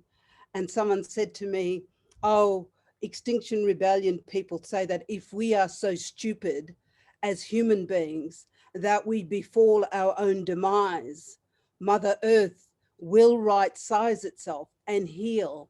And quickly I said, yes, Mother Earth has the power to reinvent itself, to heal itself, but the planet would be lonely without the vibrations of human beings. And so from that perspective, what we say is that we live in a world of we. The Indigenous ancient wisdom that you hear today that has been shared across the world in the work that I do is showing very much that we need to go back to that. Very, very early in 1618, we had an Italian map maker who came to my land, and he wrote on a beautiful map that he painted of our region, Land of Peace. We have always operated from that perspective of peace. And we, despite being colonized and have enforced genocide and ecocide on us, we hold love in our heart. And what we are saying to our fellow Australians, and indeed the world, is that this is all of us. And I even sometimes am challenged by my own people, because I say we are all Indigenous to Mother Earth, that we come from a sense of place, that we are grounded in earth-centered governance that must hold the land. The land holds the law, not man. And so we need to go back to those teachings. We need to go back to that wisdom. We need to understand that the journey that we are on is about multi-species justice, that the birds, that the fish, that the trees all have a right to live and flourish, but most importantly, to realize that we have lived in a coexistence relationship with our non-human family, and that animals can teach us how to reach our full potential as human beings. And so from that perspective, yes, you know, I'm doing all this work. As I say, this is not a job, it is a destiny. I, you know, am working with so many amazing people across the planet because we truly need to listen to this Indigenous wisdom. I am so bold to say that unless Indigenous wisdom is factored into collective wisdom, we will not be able to right size the planet. So we have a very, very, very short time in which we must gift our obligation back to the earth. We must sing with the birds. We must swim with the fish. We must do all of these things in unity. And so in closing, what I want to encourage is the film that we've made. There is a flyer coming on. We are showing that film in full. I drink the water because it is life. So excuse me, the film will be shown in full with an amazing concert. I am 15 hours ahead of you. So this is 2nd of May. Watch the website, come and sing and dance and have ceremony. And I want to close because in my closing, we say, wake up the snake. Wake up the snake means wake up the consciousness of the people to bring the people with us on this journey. It is through song, it is through dance, it is through ceremony, it is through our ancient laws and the wisdom that we hold collectively that is changing the balance of energy globally. And so I say this with a real challenge that we need to be looking at across the world, which is it is time to create peace with nature and with Indigenous people. Our survival as a planet and a species depends on that. And I really want to encourage you to come on, watch the film, celebrate in our songs and dance. We are screening it on the 16th of May, which is highly likely to be the 15th of May for many of you. But thank you. It has been an honor. It has been a gift. And my river and rivers around the world are watching to see what the humans are going to do. Thank you. Galia Mabo. Thank you so much, Auntie.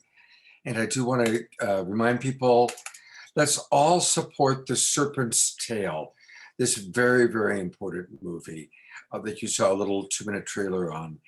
Again, the donations you make tonight are going to go evenly out to our presenters.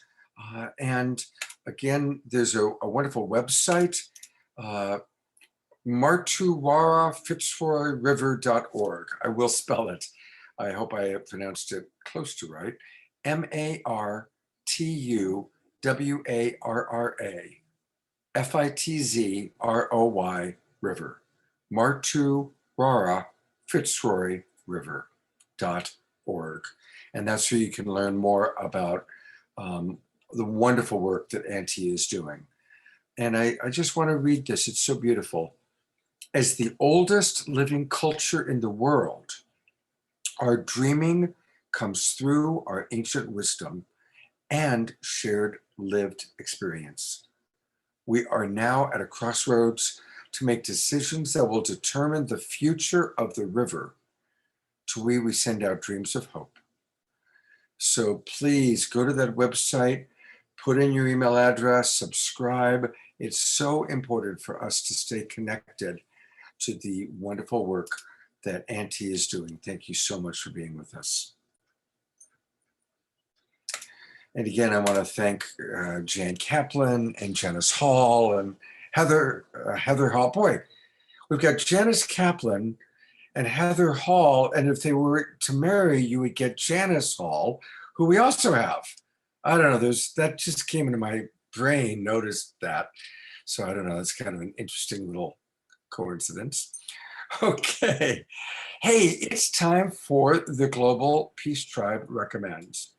And this is where Deborah and I come on and share with you some of our favorite things that are happening. And I'm going to turn it over to Deborah to start us off.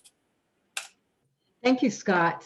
And again, incredible show. Thank you so much. Auntie Anne, you're amazing. Blessings, all of you. And what Scott and I have decided is we're going to be creating some additional creative experiences for you, workshops and other events, by inviting some of our presenters to come on and go deeper. And two of our favorite presenters, musicians, are Cornflower and Kristen Hoffman. And when they were on the show together a couple months ago, they said, gosh, we can't wait to work together. And then Scott and I said, yep, we can do that. And so we are creating an amazing event where they are going to perform, they're going to co-create and work together and do music together, but also share how they do their music with their creative channeling that they do, connecting with source and allowing creativity to come in. It's Sonic Source Activation with Kristen Hoffman and Cornflower. It's going to take place Sunday, June 6th at 1 p.m. Pacific time. And they're going to go very deep together, as well as it's going to be a dance event where you'll be able to hear more of their music and dance along. So it's going to be really incredible. I'll be posting that in the chat room. And always, if you sign up and register, you'll get our email, our replay email on Monday. And it's got all the links to donate to the nonprofit, to sign up for various things. So do sign up with us and you'll get all the links on email. And Scott, you have a couple more things to. Well, we also have a video to play that Cornflower put together that gives you a little taste of what they're going to be doing.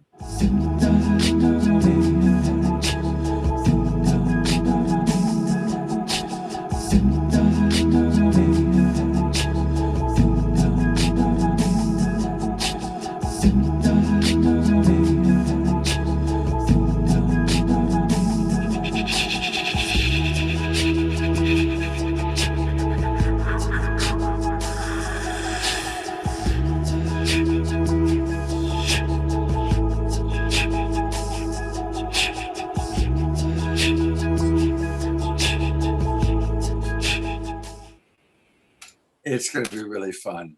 You know, I have to admit, I was beginning to fantasize about what it would be like for Sister Stone and Pure to come together and co-create. They both do such amazing looping with so much heart. So that was a fantasy I was having about tonight. So who knows, maybe we can talk them into that. Well, tomorrow is the day. It is Jay Mayer's 70th birthday. We want to make sure that everybody knows about it. Please join us. My Sacred Sunday show is really fun.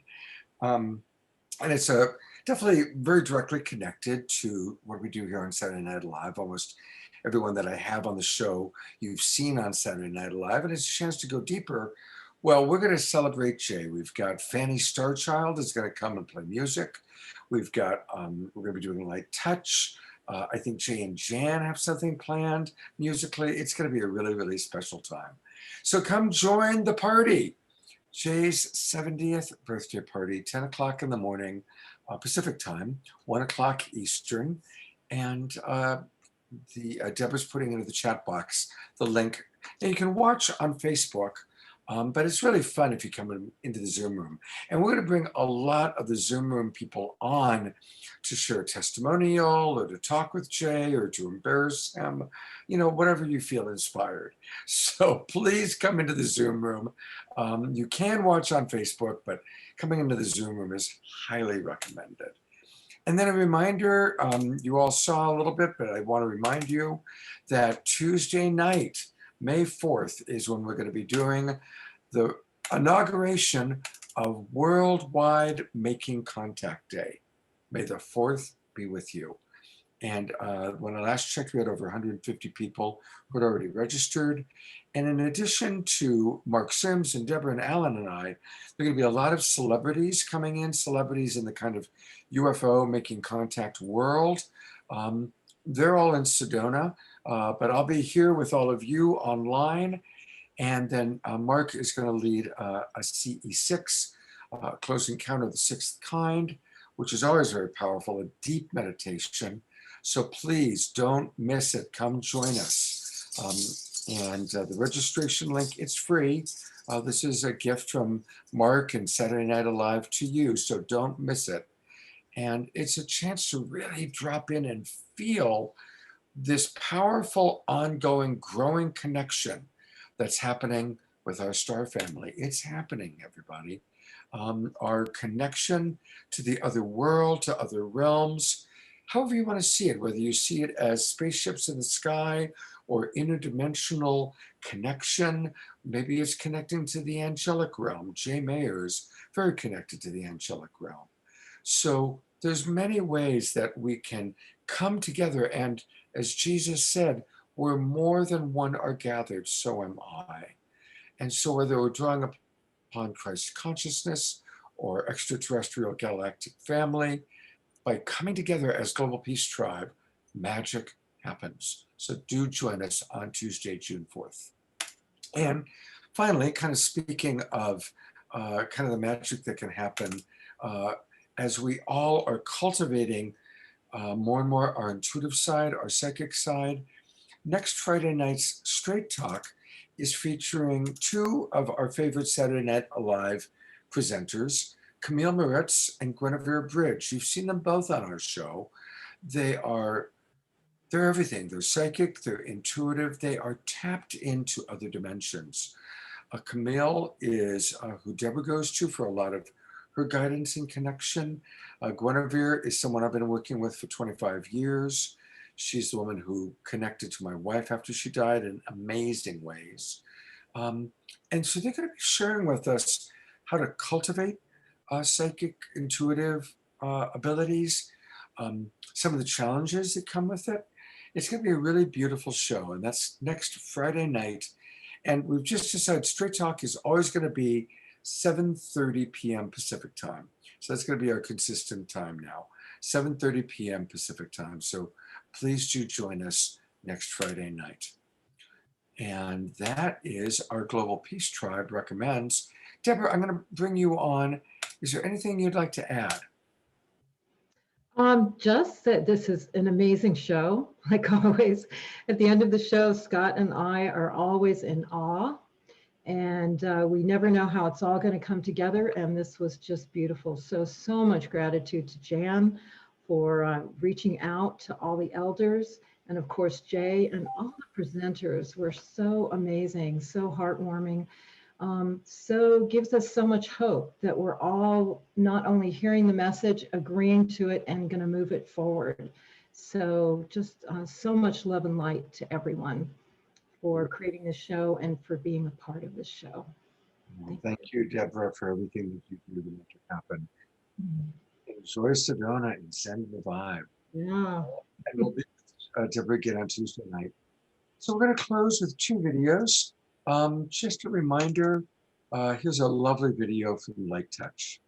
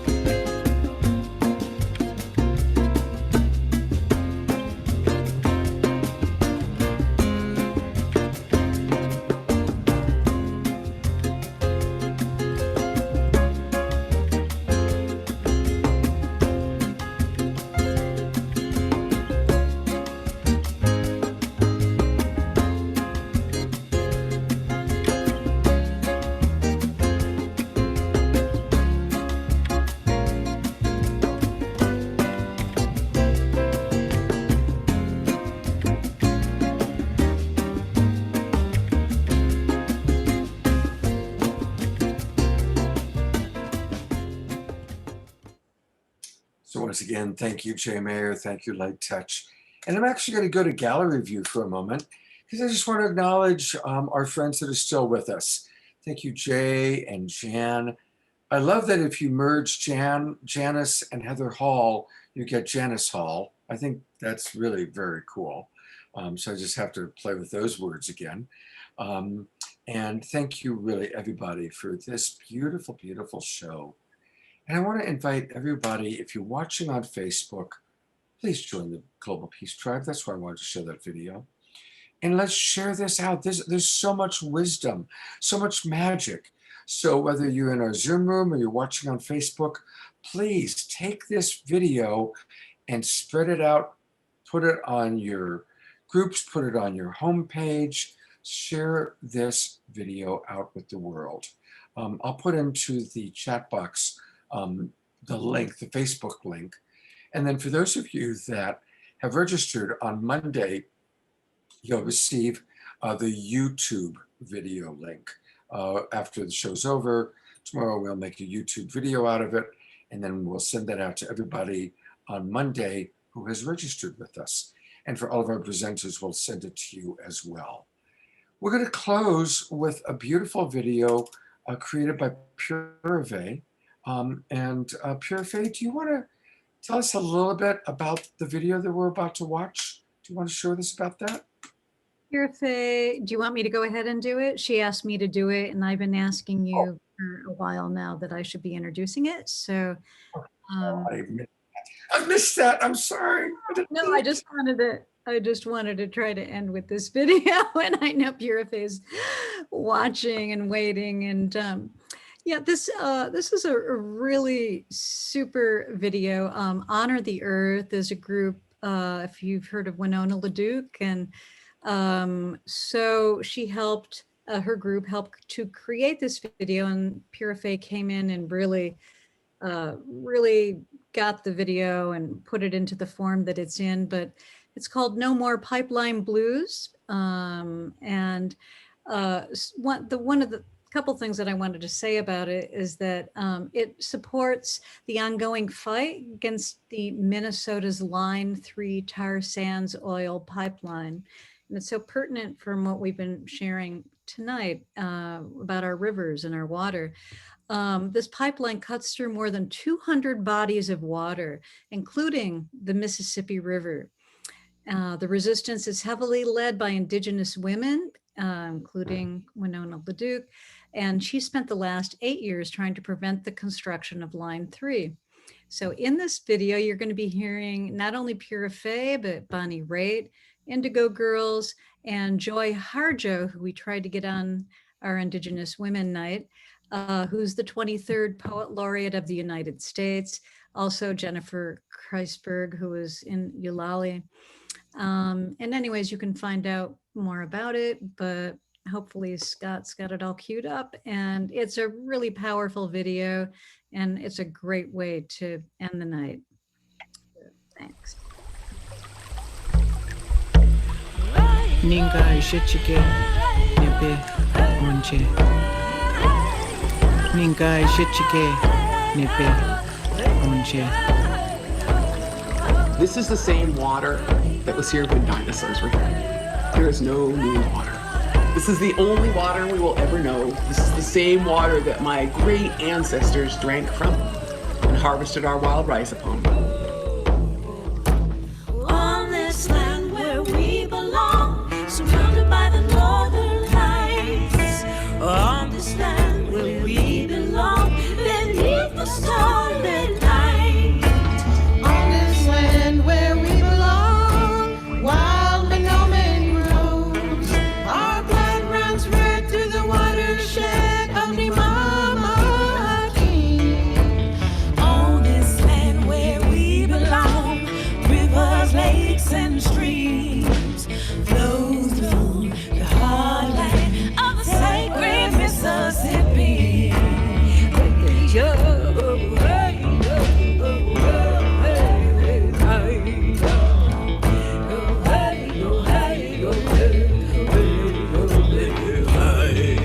This water is sacred.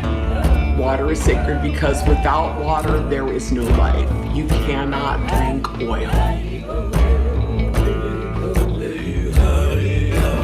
On this land to which we belong, from the Canadian tar sand, 1 million barrels of oil a day to come through these sacred lands.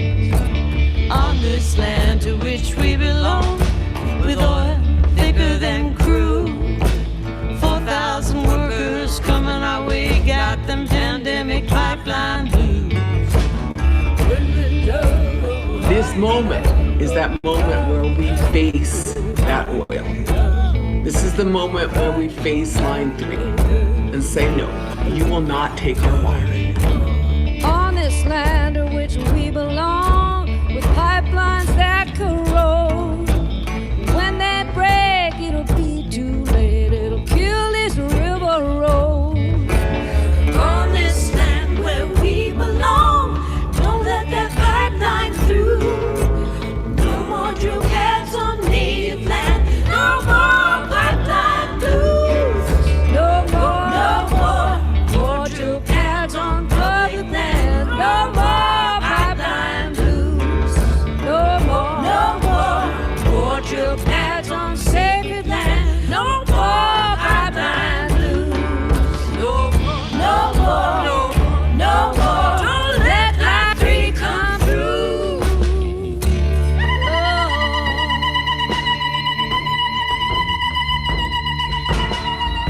You are a story fed by generations. You carry songs of grief, triumph, thankfulness, and joy.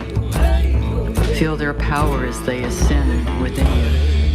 As you walk, run swiftly, even fly into infinite possibility. Let go that which burdens you. Let go any acts of unkindness or brutality. Let go that which has burdened your family, your community, your nation, or disturbed your soul. Let go one breath into another. Pray thankfulness for this earth we are, for this becoming we are, for this sunlight touching skin we are, for the cooling waters we are.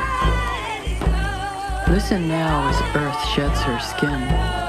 Listen as the generations move one against the other to make power. We are bringing in a new story. We will be accompanied by ancient and new songs, and will celebrate together. Nipe, Gizake iku, Gimi Guachawenemigo, Gijawenemigo. Nipe, Gizake iku, Gimi Guachawenemigo, Gijawenemigo.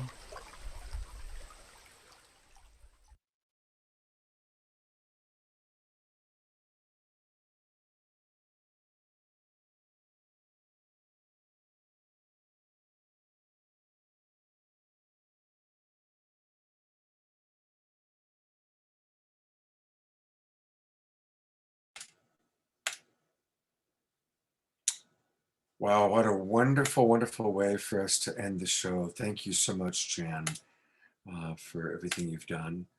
I'm going to go to gallery view, actually. Remove all spotlights, and we'll go to gallery view.